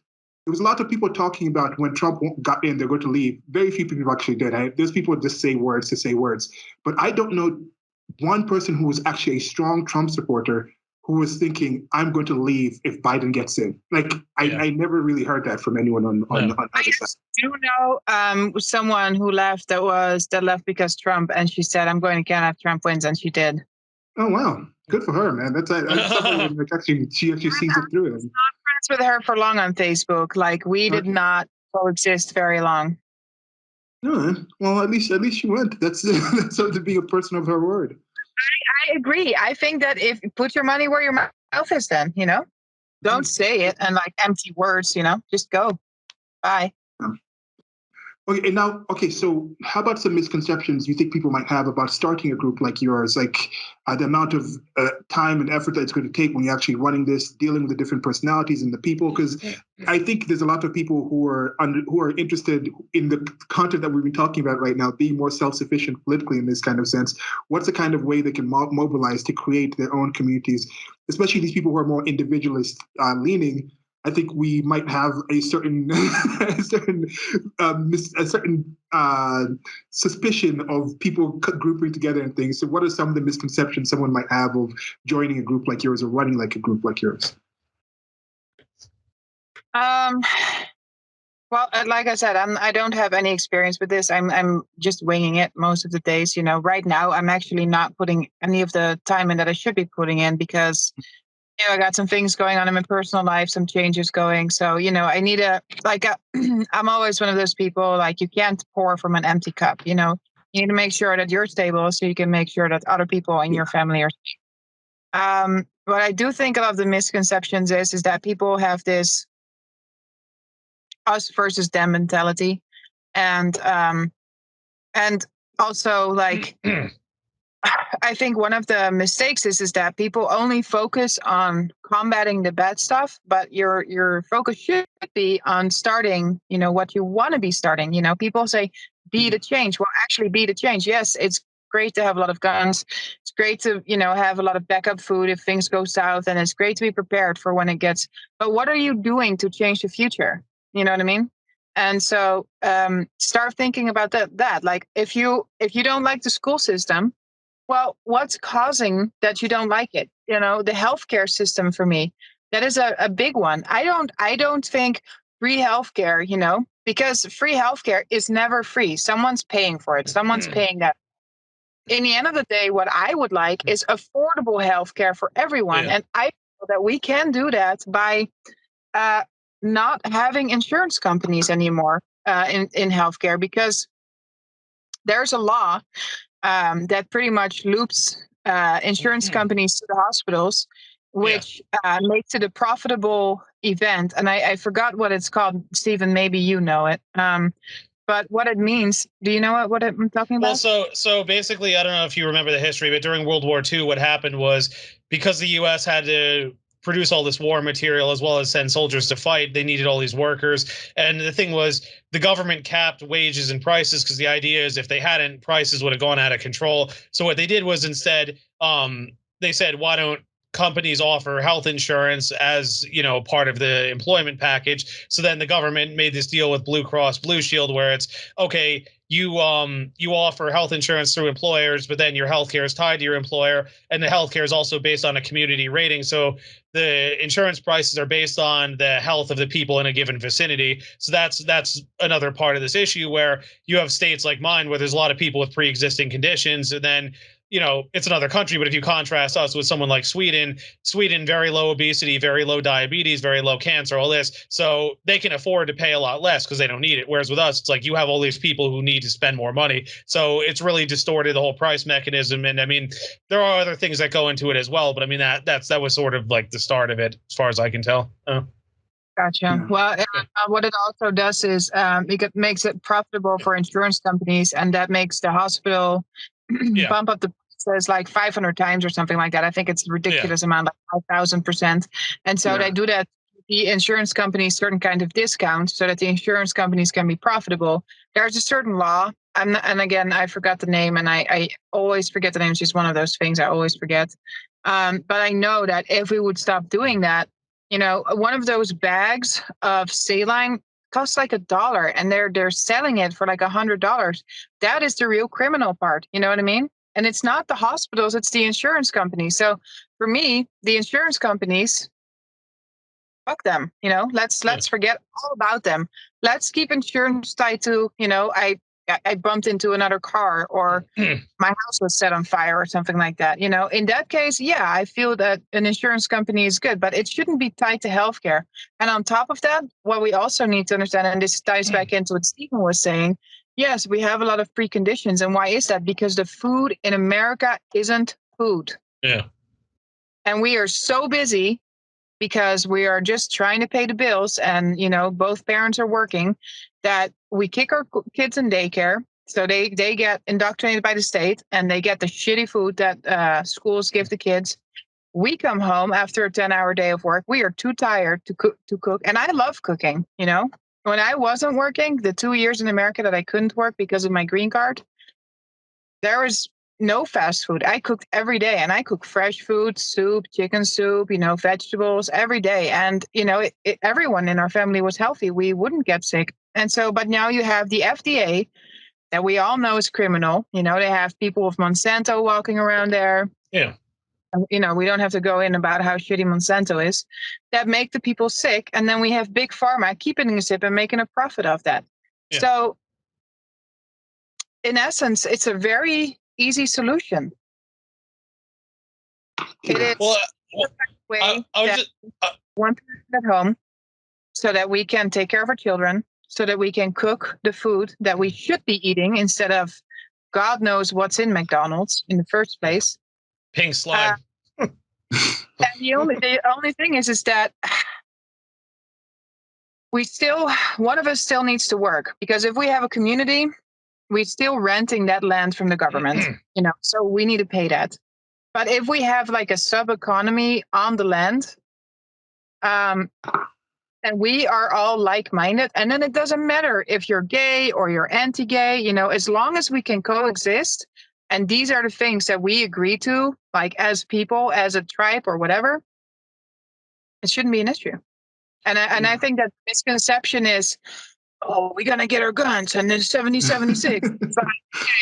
Cool. You know, I get it. But in the end of the day, you're not making a positive change. At best, you are keeping the city situation at hand that we're already dealing with.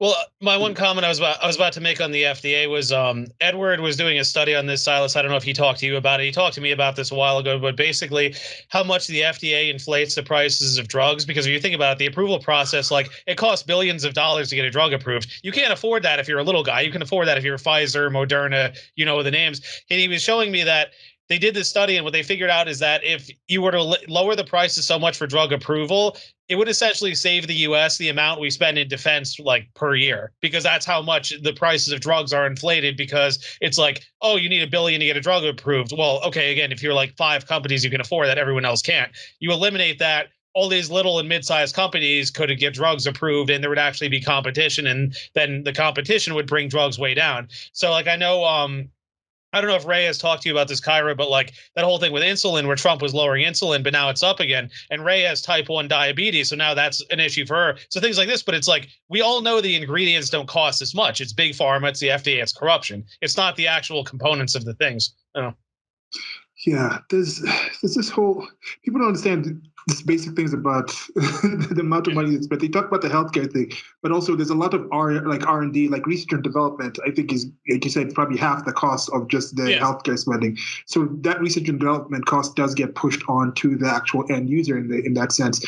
Even when you're looking at things like with masks, why aren't there any local mask makers? Like you could make a mask in the United States of America for a little higher, but it was made even for that 1 cent per mask being flooded in from China. But then when it gets here, the hospitals through the whole insurance system are still paying like $5 per mask just because of the whole regulatory environment. And people keep blaming certain things on the market, on the free market, on capitalism, when most of these things are just mutated systems due to like the regulations of the state, which is heading towards more socialist, heading towards more communist. It's a public sector kind of thing. This is it's not a healthy environment that doesn't have any actual limitations and changes on it. And I think the things you were saying is very key. What you said at the start there, Kayra, was talking about that whole thing, like we would say, plan for the worst. Yeah, that's one thing that people say a lot, but I think also work with the good is a good thing to do. To add to that, think about what is actually good, what's actually able to be used right now, and work with that while you're planning for the worst.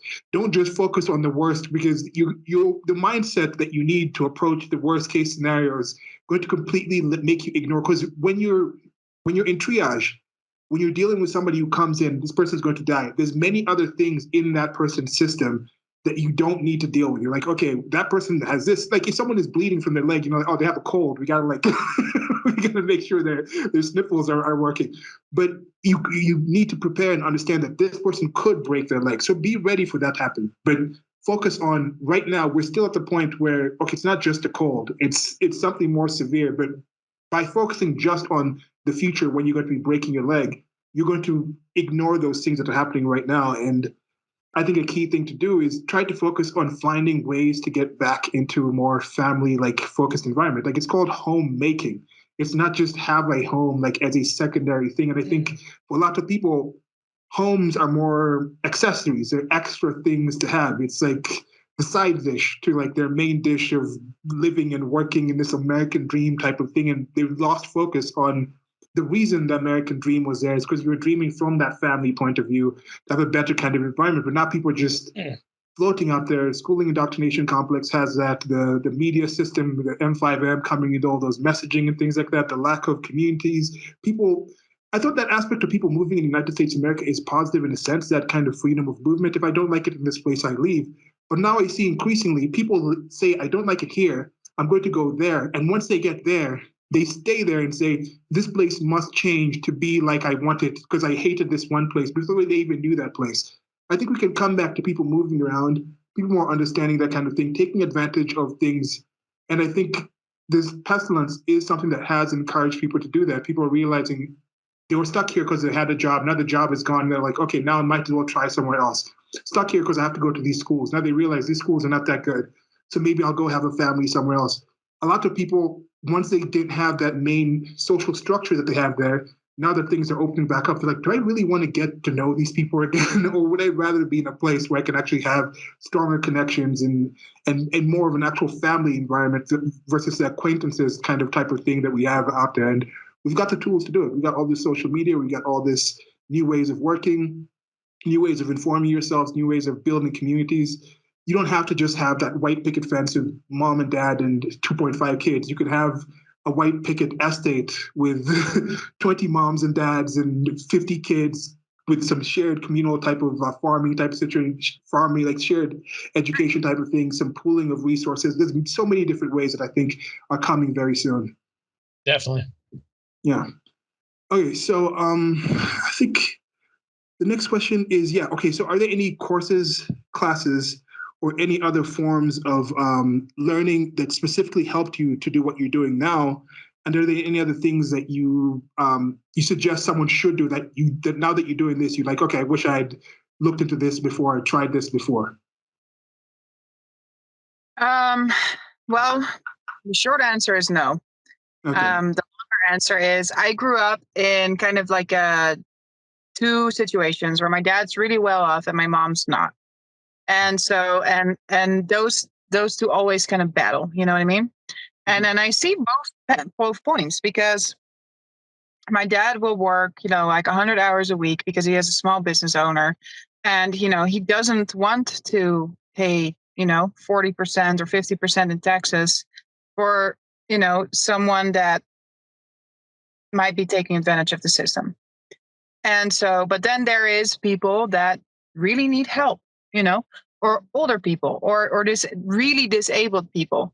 And the thing is that those people are always going to exist. You know what I mean? And in a way, I feel that if you're in a situation where you're in a relationship, there's usually the one person that really likes working and the one person that's like, I don't need to. And in a family, it doesn't matter if the mom stays home to me or the dad stays home, but one of them should get the option to stay home and still survive. And so, Sure. But someone like my dad shouldn't have to pay for it. And so I just try to ask myself questions. So, well, how could we make sure that someone like, that's not as well off could still survive, and still has the basic needs that they can afford, like healthcare or, like food. And that's, like make them more self-sufficient, make them able to grow their own food, make them able to, raise some chickens. It's easy to raise chickens and it's good meat, same with rabbits. They're super prolific, it's cheap to feed them. So I think that a lot of people they're so stuck in their ways. You know what I mean? They're like, well, just Republican or Democrat and this or that. It's like, no, you just try and think out of the box. And on top of that, start talking to your neighbors. People have these conceptions about other people. And I'm not even talking about necessarily other people of other cultures, but people with other perspectives than you. Go out for a night and you'll see that you have so much more in common than you think if you stop thinking red and blue for a second. And I think that that's probably, plus the fact that I'm not from here, but from a different country, and I see how they do it. And then I don't necessarily think that Holland does it better. One thing in America, you still see that there's at least two sides. In Holland, everything's uniform. Everyone watches the NOS, at 1, 2, or 3. And all the news channels say exactly the same. There's nothing like a Democrat or Republican news channel. They pretty much, the news is definitely all the same. And I don't fit in Holland because I don't think like the Dutch. The Dutch trust our government. They think their government is the best government in the world. We are better than everyone else. We are more enlightened than everyone else. And it irritates me because you're not. And the moment a government like Holland would not take care of its people like it is, those people wouldn't fucking know what to do with themselves because they're so spoiled and self-entitled. They wouldn't know what to do without their Valium or their healthcare or their Starbucks in the morning. And so I think that traveling is a very good way to start thinking about those things, talking to your neighbors, and ask yourself questions. Don't be stuck in what someone else said. Well, how do you feel about it? Try and simplify it to an everyday situation and see how you would handle it. Yeah. I was going to say a few different things about what you just said. I think what you're getting at about like people not being able to stay at home, I think that has to do with inflation. And I mean, there's other things that go into that, but like that's sort of a debate we've had among the generations in my family. Cause I don't know if we talked about my grandparents, but like, okay, my dad's parents, I mean, my grandfather had blue collar jobs. My grandmother stayed at home. Like, she never worked. But the thing is, he was able to support 2 kids and a wife. And both my dad and my aunt have master's degrees. And like, they never went heavily in debt or anything. My mom's parents, my grandfather was regional manager for a big company. He was able to support 6 kids and a wife who didn't work. It's like, that's unheard of today, unless you make like really, really good money. But that gets into inflation, outsourcing, and all these other things. And like, I'm trying to get people to understand like the direct cause of all this stuff. It's like the Fed devaluing the dollar, jobs being outsourced. Again, that's complicated. Why is college so expensive? Like all these things, make it so much harder. Now it's like you have 2 spouses with master's degrees that struggle to get by. Whereas again, you had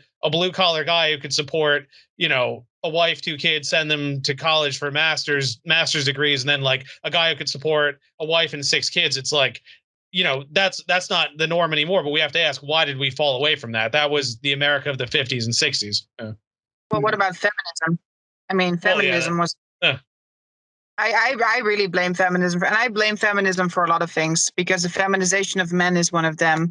Toxic masculinity. I hate the fact that men are so feminine right now. Like I Not don't. all of us. They can't be in touch with their feelings. I think you're more of a man if you're in touch with your feelings. You know what I mean? Men have feelings too. Just because they're men doesn't mean that they're dead inside.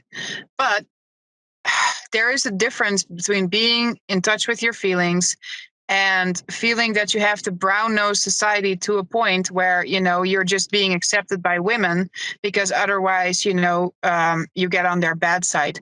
That I think is very, very coward and very unattractive. And I am a very open and strong-willed person and woman. But there are things like in relationships that I am kind of old-fashioned about, Yeah.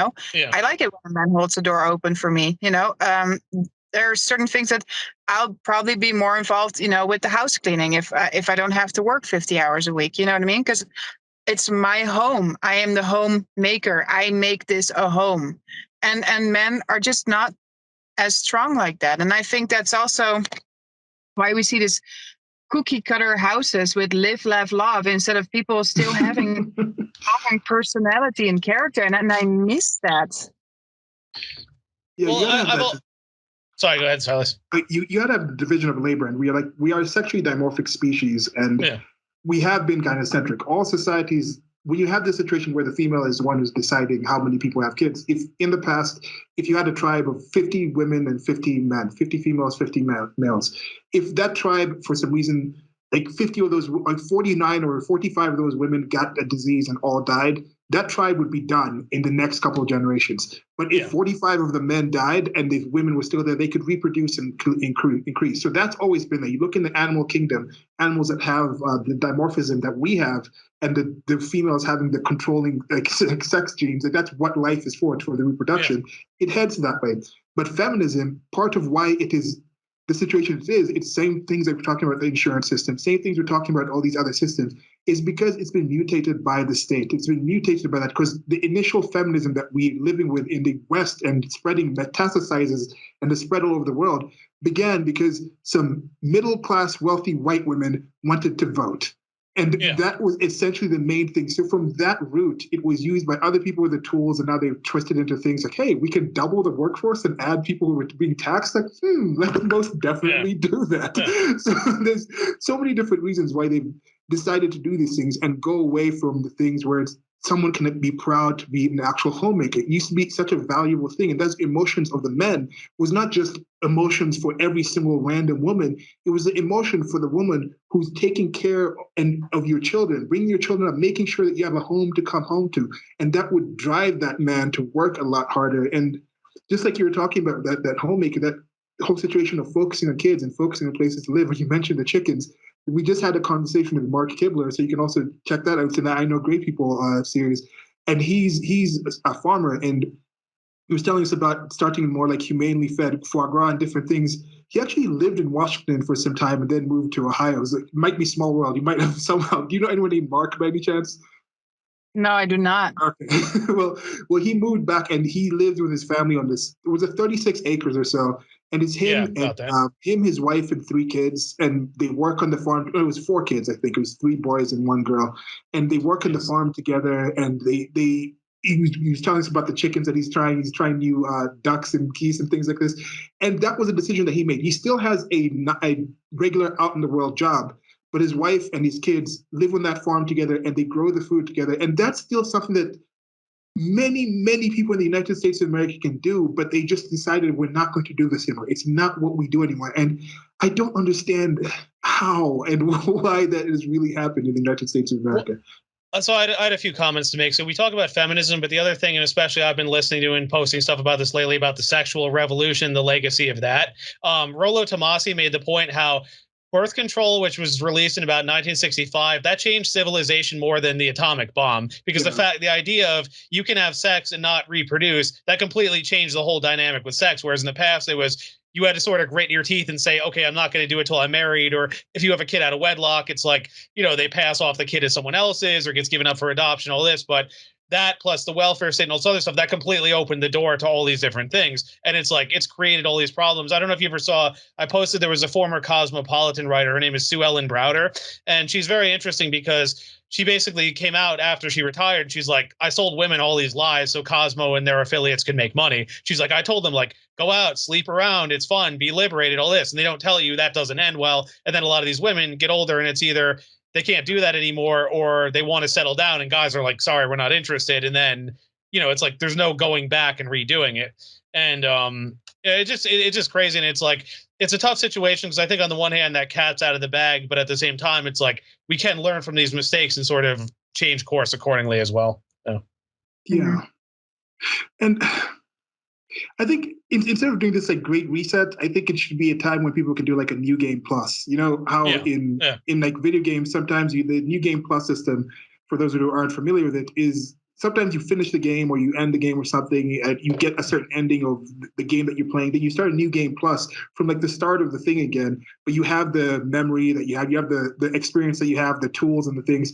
And I think that's what people can do now instead of this this globalized mutated system of they're pretty much copying what China is doing. I think that's why they're a bit apprehensive to actually blame China, because I think they look at what China is doing like, we want that. Like, I want that in my place. I want my people. I want that level of control. I want that social credit system. I want to be able to just have this much control in the media. They look at that and they're like, yes. But this new game plus is something people can do. You don't have to let go of all the things that you learned. Many of the skills and things that you learned in the system that you're in, you can still retain those things and apply them somewhere else. And that's something that is very capable to do. You can find ways to still do those things from different locations and different places, avoid certain pitfalls. And I think this is a very good time for a lot of people in developed countries to do that. And one last thing you're talking about the Europe, like in Netherlands, and I think this is one thing that I've seen in other countries. The homogeneity in certain places, especially in thought, like what people in America are trying to do is like they looked at the country, which is pretty much like, sometimes Skittles or something, they had the gray or white things where it's like just white Skittles, but the different tastes were still in there. So everything looked the same. They're like, oh, that means there's no diversity. But what people are trying to do is like the M&M's type of thing, where it's like, oh, let's just put different colors on the outside, but it's still all chocolate. They still all taste the same. And that's what they're trying to do. I'd prefer the whole everything looking the same and tasting different, because that's the thought. The content of the actual thing is the things that's diverse and changes. And that's the true diversity. And that's something that America had in some aspects. And that's why it was a lot more competitive, because some of the best people from those places that were so homogeneous decided we can't exist and live in this place. And then they did like you did, Kayra, for various reasons, and got to the United States of America and were able to do different things. And then people in the United States of America see those people from those different places and think, oh, maybe everyone in that different place is as entrepreneurial, as diverse, as eclectic. It's like, no, part of the reason these people are here is because it wasn't like that where they left. Because where they left was very close and insular. That's something that I'm seeing from traveling around. And like, don't become like the places I'm trying to like leave. Like, don't do that, America. And I'm glad to see that more and more people are waking up. And you don't need that many people. You just need your small tribe, like you mentioned. That's why I'm super excited to be having this conversation about people creating different tribes and seeing, once you have that solid base, and you said your cup is full, then you can pour some of that into other people instead of just completely emptying yourself out and considering that to be some kind of virtuous thing, which it's not at all. Yeah. I remember too talking with Kayra. She likes how a lot of things here have Dutch names originally, like Brooklyn, Bronx, Harlem, Spuitenduivel. I was saying the only president we had who spoke English as a second language was Dutch. Martin Van Buren. He's from Kinderhook, upstate near where I'm from. It's pretty cool. Wow. Good stuff. Okay, so if you got anything else to say on things that any things that you think maybe that you should do, are there any actual trainings or classes or things in particular that your group actually does right now to try to teach, like things that you might want to mention that are specific that you guys are thinking of either teaching or being part of the to-do list or to part of the tool set to kind of give people from joining a group like yours? There's actually a couple of things that we want to give people trainings on, like how to grow your own food, how to run a community garden, self-defense classes. And that's just because I feel that as a group, you need to feel empowered, but also and as an individual, especially as a woman, you need to feel empowered. I did a lot of martial arts when I grew up. I'm a very strong-minded person. And I am confident the way I am confident because I know that, I've been punched and stabbed and everything else, and I'm still here. You know what I mean?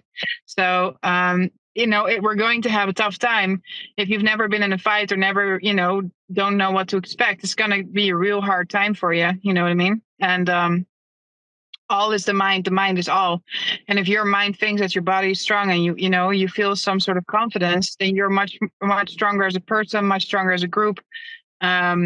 So that's a really important one for me because I feel that a lot of women in particular now don't feel ready to stand up for themselves, like going to protest because of people like Antifa, and they're being such bullies, you know what I mean? And these people from Antifa, they're saying like, oh yeah, open-minded and women power, until a woman doesn't agree with what they're saying, like the example in California with the spa, with the trans person in the spa. And there was one woman, and she was so brave protesting there by herself. And then I was watching the video and the whole group of Antifa guys just came to her and bullied her and even I think stabbed her or something like that. And I was just like, we would have you could have done really something, if you would have connected with a bunch of women. If you weren't wearing any accessories on your head, you know what I mean? If you, at some point just put the sign, let them have the signs, you know what I mean? If they want to take the signs from, let them have it. But the less you have on you, the less can be used against you. Just stand there, stand tall, and if you're not doing anything, you're not, going to get any slack either. Not necessarily, but if you would have connected, and this is something that I really, that's one of my goals, connect with your local police, connect with the first responders, because they are getting bullied by their governments too. And there are still people, and there are some that will go along because they're scared, and there are some that will stand up like yourself. And if you have one person, if she would have had one guy that was a cop that she knew, and she said, hey, can there be one car around because I'm going here? And she would have kind of prepared herself. I don't think she would have been in the situation that she ended herself up seeing in. And I think that those are the classes I would like to do. Hey, if we're going to go do a protest, we need to be prepared. Okay, let's actually run through this. What happens if we run into Antifa? Okay, we're going to all stand next to each other with our back against the wall. We are arms connected, you know what I mean? And just stand and just stand and wait. And I think that if there was a plan in place like that, Antifa would have backed off, Yeah. There's one person filming that is, behind the wall to make sure to get all those nice Antifa teachers, with their face first on camera, because they're a bunch of cowards. And I think that a lot of those people are the real cowards. And we are building strength, and we need to build strength. So most of my classes would be focused on that strength. We're making an ICE plan. We are making a self-defense plan. We are making a plan for if they're going to throw food shortages at us, which is coming, and it's coming quick.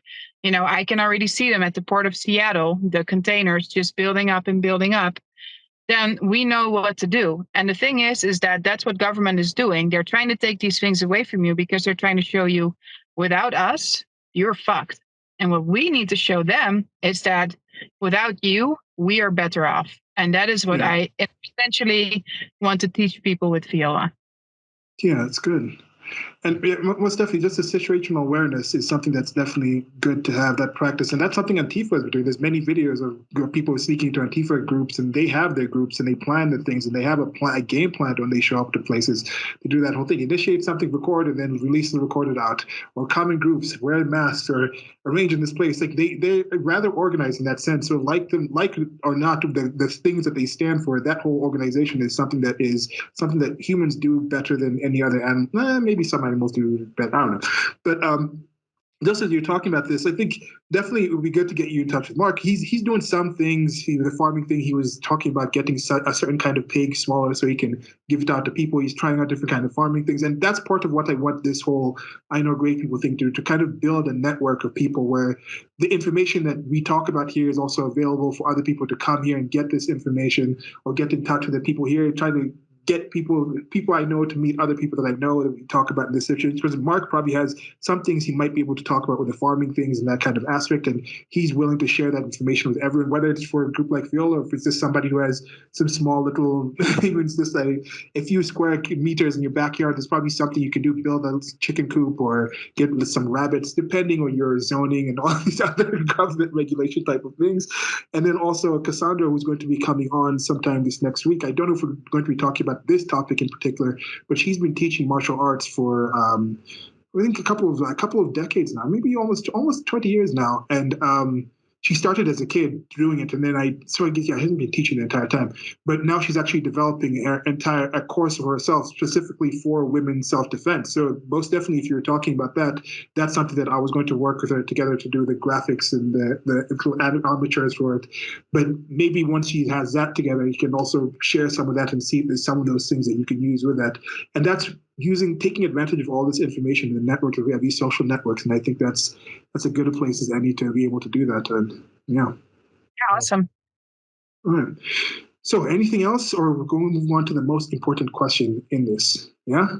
Okay. So the most important question: do you like cheese? And if yes, which ones and why? And if no, why you're a horrible person? So yeah. I am from Holland. Yes. I know everyone says Gouda. This, by the way, it's pronounced Gouda. I just want to say that because, everyone in America needs to understand that it's not Gouda, although it is good. But there's lots of... so the first misconception about Dutch cheese is like Gouda is a brand. It's not. Gouda is a place in Holland. And a lot of the cheeses that are made in Holland are named after the places that they're made, like Edam or Volendam or Gouda, or, it doesn't really matter. And then cheese is different. You can have a cheese from Gouda or you can have cheese from Gouda and have 50 different ones. And depending on the aging process, what kind of herbs they add to it, and how spicy they make it. So I love cheese. And that's why I hate the cheese here in America. Because it's very sad. It makes me very sad.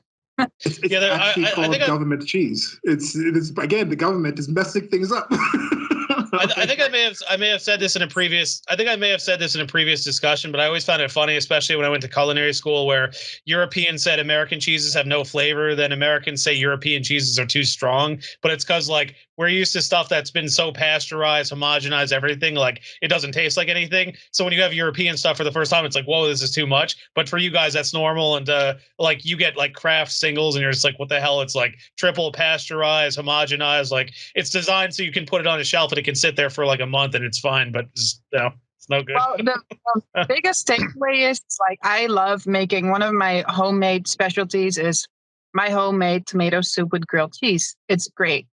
But if you do grilled cheese in America, after a second, the cheese gets this rubbery, plasticky, and it's really hard to swallow almost, because it's there's a string from here, to what you're still chewing here, and it kind of gets stuck, and it creeps me out. It's like I'm choking on fucking cheese. Holland, it's smooth. You're just it's done. I'd heard that how the pronunciation. I listened to this guy Loco. He has a channel where he casts like StarCraft stuff. Like StarCraft does that stuff fascinates me. Like people are making 19. There's a 19-year-old best StarCraft player in the world right now. He's been playing for I think 4 years already, and he's almost made $1 million just playing a video game. And the way they do these things, it's like current chess. Well, anyway, but Loco he's a Dutch player, and he casts him. He occasionally brings up the Howda thing. He's like, quit saying Gouda. So there's a thing with that. But even like with Mark, as you mentioned, he was making some halloumi. I just made some halloumi today with some chicken Alfredo. I was doing like it's. So there's this things. Now, if you have a community like this, some things it's really kind of the amount of effort and time it takes to put in to make something yourself. If you're just doing it for yourself, the cost benefit analysis doesn't really make sense. But then if you have a group like FIOLA, you people come together and you say like, okay, one of our households has enough time somehow, and we're going to invest our time making some cheese, but we'll make a large amount. Because to make a small wheel, the amount of effort you put in, you could probably make 20 wheels. With that effort, we're just bumping effort up a bit, and then that would make that worthwhile for that thing. And it keeps, so there's ways to do these things. That's what I'm saying, like, people can get the actual abilities. You can actually get the actual contents. You don't just have to go, like you're saying, go to the supermarket that's government run or the government roads with your government checks and your government money and everything, and just get everything that's been approved, the government cheese that's been approved in that sense. It's like, no, find ways to actually do things on your own and just be more of like the American reality, like be American, like it's be American. Like what's wrong with these people who are just like it's like they sold me false goods. I got there and I see all these Americans are just like, bleh. I'm like, what is with you people? Do more. Like everybody else in the world wants to come here because there's all these things you can do, and we come here and y'all just sitting here just like some kid with all these video games and just like I don't want to play a video game. Meanwhile, I'm at home like snakes and ladders, like that's all I'm playing like over and over again. It's a weird situation. We'll probably do a presentation next for food on Casa Lua. I don't know if you saw the photos I posted, yeah. Kayra. It's a place actually a block up and over from me. It features cheese. It's like a cheese and wine bar, and it's cool. They do these flights of cheeses with different condiments, and it's like lighter to heavier, and like the condiments change based on the season, and like there's charcuterie. It's a really good wine list. Yeah, Andrea will probably join us because she went with me, and I have a bunch of materials, so it'll be pretty interesting. Yeah. Okay, yeah, let me know. I hope this happens. So I hope you start seeing things opening up where some of these regulations, the same way there's regulations to limit drugs getting to there with the FDA. FDA is also involved with food, and food is a drug. I consider it a drug that keeps you from dying. We're constantly dying. That's why my channel is called Dying Alive, and that's why this eventually grew to a podcast called The Dying Alive. Because it's like instead of living dead, you're dying alive. If you don't do anything, you will die. Eating food is taking in content. You, and I think you'll really like it, and that's really about that last thing what you said, like we're all dying, and that song is kind of like the opposite, like we're all alive until we're dead, and I think that it's a very interesting other side of looking at it, and I'll send it to you like after we're off the air because I think you'll really enjoy it. All right, we might leave also a link and wherever this one is. But yeah, like that kind of thing, I think when you break down the FDA and also have now people, there's a lot of things that I found out about the FDA during the start of the pestilence where it's like, I didn't realize how many farmers actually send their food to like this schooling indoctrination complex and how many people rely on their daily meals from there. Like how many kids rely, it's like tens of millions of kids are relying on food from the schools. And then I went to a really good school and some of the food was a bit meh, especially compared to the great stuff my mom was making and taught us to make. And I'm thinking most schools it was literally like one of the top 25 public schools in the nation. So everybody else was like, I can't imagine how bad average was, let alone below average. And that's still all these people can rely on. And then now I was seeing all these stories of people just having hundreds of thousands of potatoes, like they couldn't just take them to the local market because it had to go to the factory. It had to be passed by these people, then sent to these people.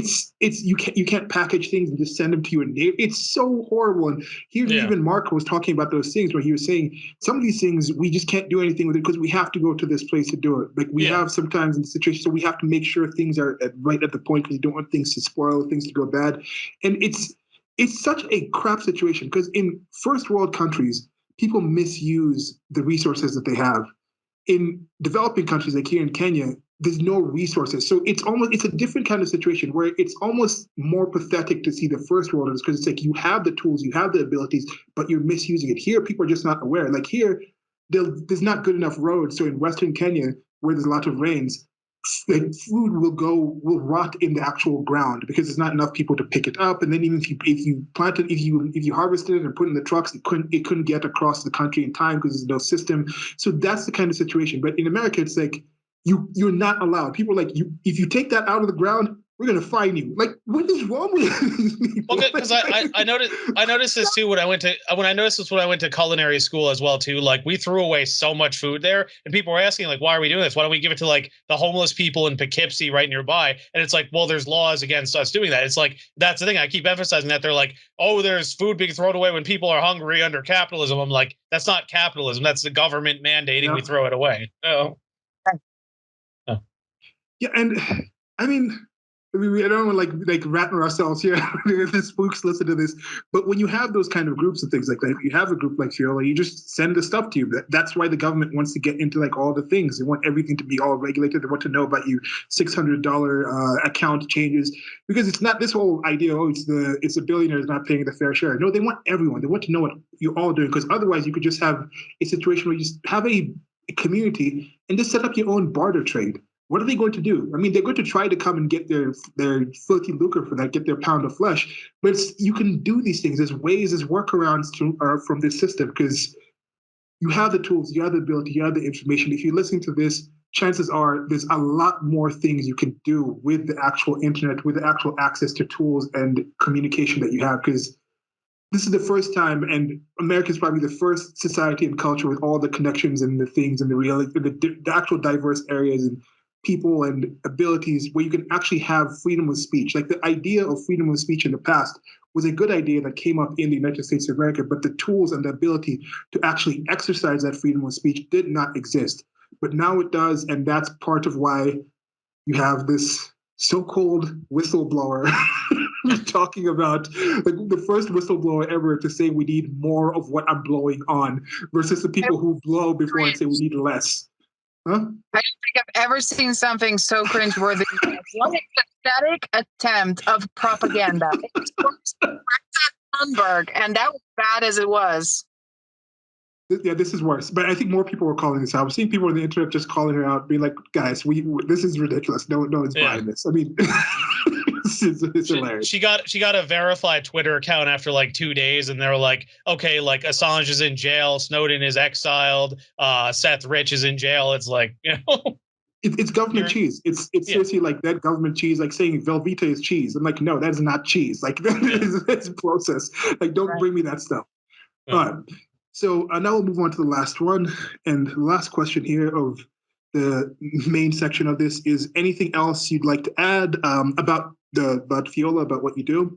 Things like the earnings, cost benefit analysis, if people have that in mind, the actual physical, literal monetary costs into it, the trade-offs you have, and also I think one thing is, can you tell us a bit about the relationships that are made in it? Because I think that's a key thing, especially when you're talking about a group, making some really worthwhile relationships. Have you seen certain people in the group actually meet together and make some relationships? I know it's kind of early, so probably no marriages or kids coming out of the group yet, but tell us a bit about that.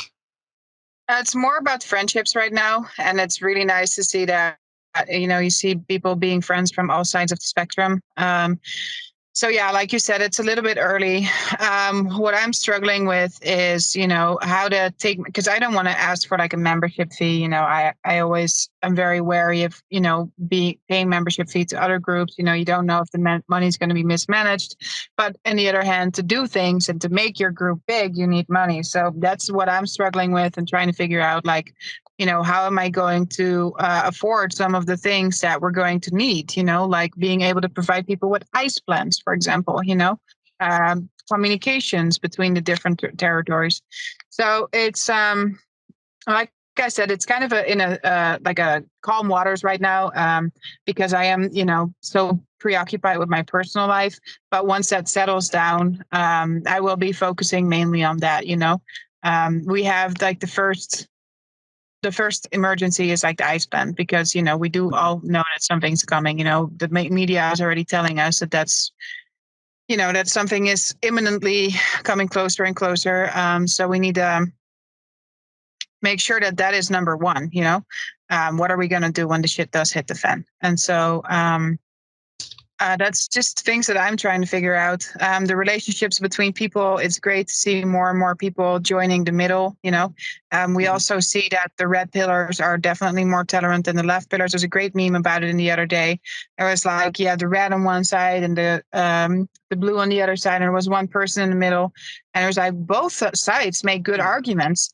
And like the blue side pushed them like asshole. And so that person went to the red side and was like, hey, why did you choose party for them? Well, because you're being a to me because I'm not saying, oh, blue, blue, blue, blue, blue. And so I think that we are seeing more and more of that. And I think that within the red, because Republican isn't really Republican anymore. And I think libertarianism or anything like that is starting to get bigger and bigger. Because, there are very few people left, even in America, where it's like, no abortion whatsoever, and wait until you're married to have sex. Even people that really believe in God, are still sexually open-minded and things like that. And I think that is the real revolution that we're going to see, a gray area. And I hope that's true. And that is really what I want to focus on with FIOLA, and making that group bigger and bigger, and building bridges between people, not burning them. Mm-hmm. Cool. Yeah, I think my suggestion is a value for value system. I listen to No Agenda show. I'll also send you a link to that. It's a great show. Just keeps up twice a week. It comes on and they just deconstruct the news and certain things that they talk about. Like you hear, and then it's like a couple of months later, the news is talking about this. So it's been a good show. A good friend of ours, Stephen Rich. I think definitely Rich is somebody that will be on this series eventually. Rich Perez, I think is his. Yeah. He suggested this show to me, and I've been listening to it for the last couple of years now. And they have a system for value where they do all their content for free, and then they just have different people. Some people help them run their website. Some people help them with the art of the show. Some people help them run the social media kind of network that they have. And then people are producers, and by just donating however much you want, like you just donate the amount of money that you have, and then they do a thing during the show where they read the people who donated. And Stefan Molyneux kind of had a similar system too that he's been doing, where he's just been taking donations. And I think there's nothing wrong with that system. This system that we're doing right now that I'm doing more of this, in the past, I've been doing this channel since 2017, but it's been more just getting my ideas out. But now that I want to get this into more of a thing, market and invest time into it, I'm a capitalist at heart, want to make things profitable, want to actually, because I also know if I'm getting money from this, I can spend more interest in this and give a better product out. And letting people give you different things, in-kind donations or through time and other things, I think is it's a good thing. I've always been apprehensive about asking for things in that kind of sense, but this value for value system, I think, is something that works, where you just say, okay, we have this. These are the things that we're doing. You keep doing what you can do with what you have, but definitely be open and support what you're producing in many different ways, whether it's monetarily or other means. So I think that system is really good. I'll send you the show. I think you like the show as is, but definitely that system that they have is something that I think will pick up a lot more and work in a positive way. Sure thing. Yeah. Anything else, Stephen? We're on the last question there. No, I think that's good. Okay. So, Kayra, magnificent conversation. We came back with the second part here. And it's gone well so far. It means a whole bunch of different topics. But as we've mentioned, there will definitely be links below. This is going to be a thing that's growing. You might be listening to this like weeks or months or years later, and the group will be up and be a lot bigger by that time. You might have even heard about that group before you hear about this talk. But there will be links below to the actual group as it is now. And Kayra will definitely be back on for updates on this and other topics and other things that you're doing in life. I think a good talk could be something like just like how it is to travel, or maybe even can have you on at the same time with like my sister for the like being a mom in the pandemic with all these different kind of challenges that you have in those situations. But Silas, we also talked about Dutch food. I was saying we should talk to her more about that, since that's like a cuisine. Most definitely. Something like that. Because we're getting people onto the. We're getting people onto the Dish and Dish series now. And that's that one we do that release every Monday. This one, for so far now, this is the fourth one we're recording. I'm going to be releasing these every 6 days. And eventually they will be a separate website and a podcast version. But for now, it's just going to be the video version on the YouTube channel. And I'm on YouTube, I'm on Rumble, Odyssey, BitChute. Anyway, so we'll build that up. And do you have any socials, particular socials, where you're getting your content out besides the website or anything? No, not yet. I am going to start some projects once I'm in a little bit more, my personal life is a little bit more organized. And a cooking channel is going to be one of them that I'm going to do. Cool.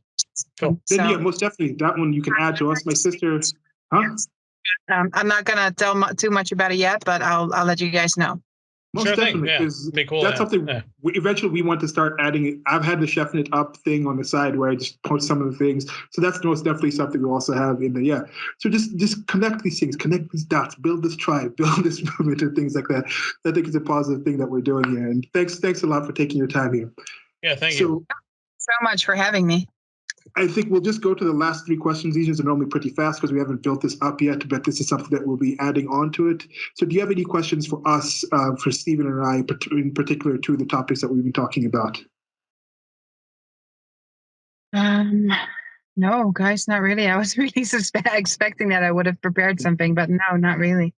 If you have any questions later on, you can definitely let us know, and then we maybe the next time you come on, you can have those questions, or even between. I think Stephen and I have been talking where sometimes we'll just do follow-ups on different episodes or things build up as this comes up. Sure. Next question is, do you have any questions for anyone else that may answer the questionnaire or that might be reading or listening to this talk today? Like any questions that maybe these might be questions that you might ask or people out there might have about what you're doing that might maybe help you to put a product better together, or just any questions in general for the viewers and people like that. I guess maybe what I would like to add is like people always talking about change. So I would like someone to name what they're really passionate about changing. For me, like it's the drinking water here in America.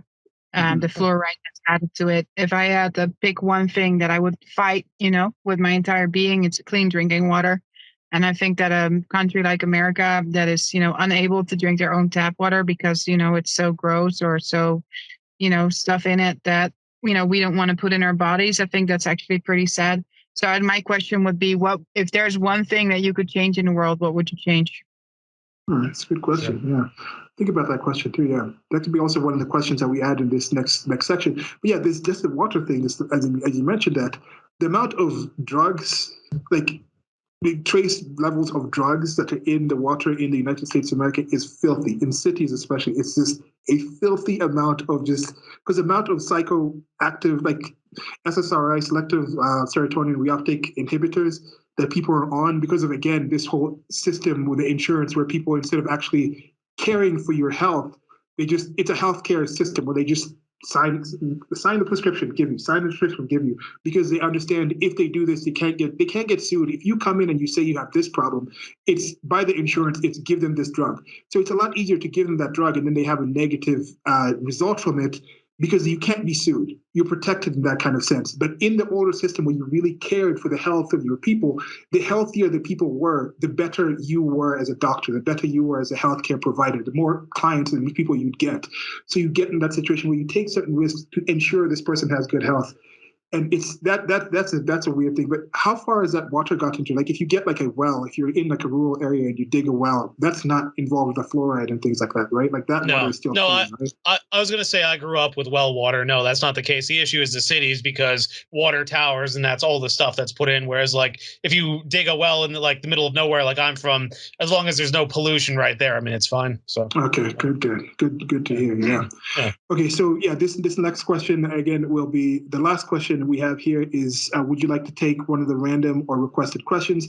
Now, in this situation, there aren't any random or requested questions, but the next time you come on, somebody might have seen this. I think one of the things we'll give with the whole value for value system for the people who help support like this project that we're doing will be somehow like, once you support, maybe you can submit one of your questions, and then next time you come on, if you choose a requested question here, they'll say, okay, somebody had said next time Kayra comes on to have a question or a random question. I'm not quite sure how I was going to do the random questions. I'm thinking I might eventually add these things. Like my brother gave me this gift of like hypotheticals, but this might be better to do like figure out for the random questions or we might do like regular current affairs type of things. I'll figure out the system for this last thing, but these last three are supposed to be more just kind of free, open things. But yeah. Next time, go ahead. Ask me any random question. Okay. I love random questions. Yeah. I can't think of a random question right now. You got one, Stephen? No. Okay. I mean, I feel like we've talked enough that like we've gone through, like maybe down the road I'll think of something, but not right now. Okay. So yeah, I think then we'll call it a day here, guys, gals, and everything else in between. It's who are listening. Thank you all very much. These are conversations that Stephen and I have been having conversations for a long time. I like talking about. I like information. Friends of friends are normally good friends. Like now, I think I can say that I know Kayra somewhat, and I consider her a friend at this point. And I'm sure this will be the start of a longer conversation. She'll most definitely be back. And thank you all both for just taking the time to come here and have this conversation with me. Yeah, thanks for staying up late too. I know this is late for you, so thanks for doing that. It's just a time wise. It's late for everybody else, but my sleep schedule is completely bad. Like I don't normally sleep. This is like normally it's 2:30 in the morning right now. This is probably like I don't think I've slept at 2:30 for the last like couple of months. So it's not too bad. It's just like right now. All right. Yeah. All right. Cool. Yeah. All right. So anything else you want to say, Kayra? No, I just wanted to thank you again. It was great meeting you, great talking to you. I have seen your post, with Steven, but it's, better now we're actually at it so I can, see your, I don't have not been spending a lot of time on Facebook, but yeah, I really enjoyed this interview. I'm looking forward to, building our network together. And just let me know, Yeah, I think one of the first things I'm going to try to work on this website, see get to different hosts, because I also want to move away from some of these social media places. Even with the No Agenda site, they have like a Mastodon server where they have like No Agenda Social where they keep things in there. So I think maybe locals or other kind of things. I'm going to look into a situation where everybody who's been on this show has access to this new kind of social network that's off, not reliant on these bigger institutional type of places where we can have these conversations and talks and things like that and share information there. So yeah, by the time you're listening to this, if it's a few months or years down the line, that's probably going to be up already. I'll try to put that one of the highest things to do as soon as possible. But yeah. Sure. All right. Okay, so that's it for me. That's all I have. All right.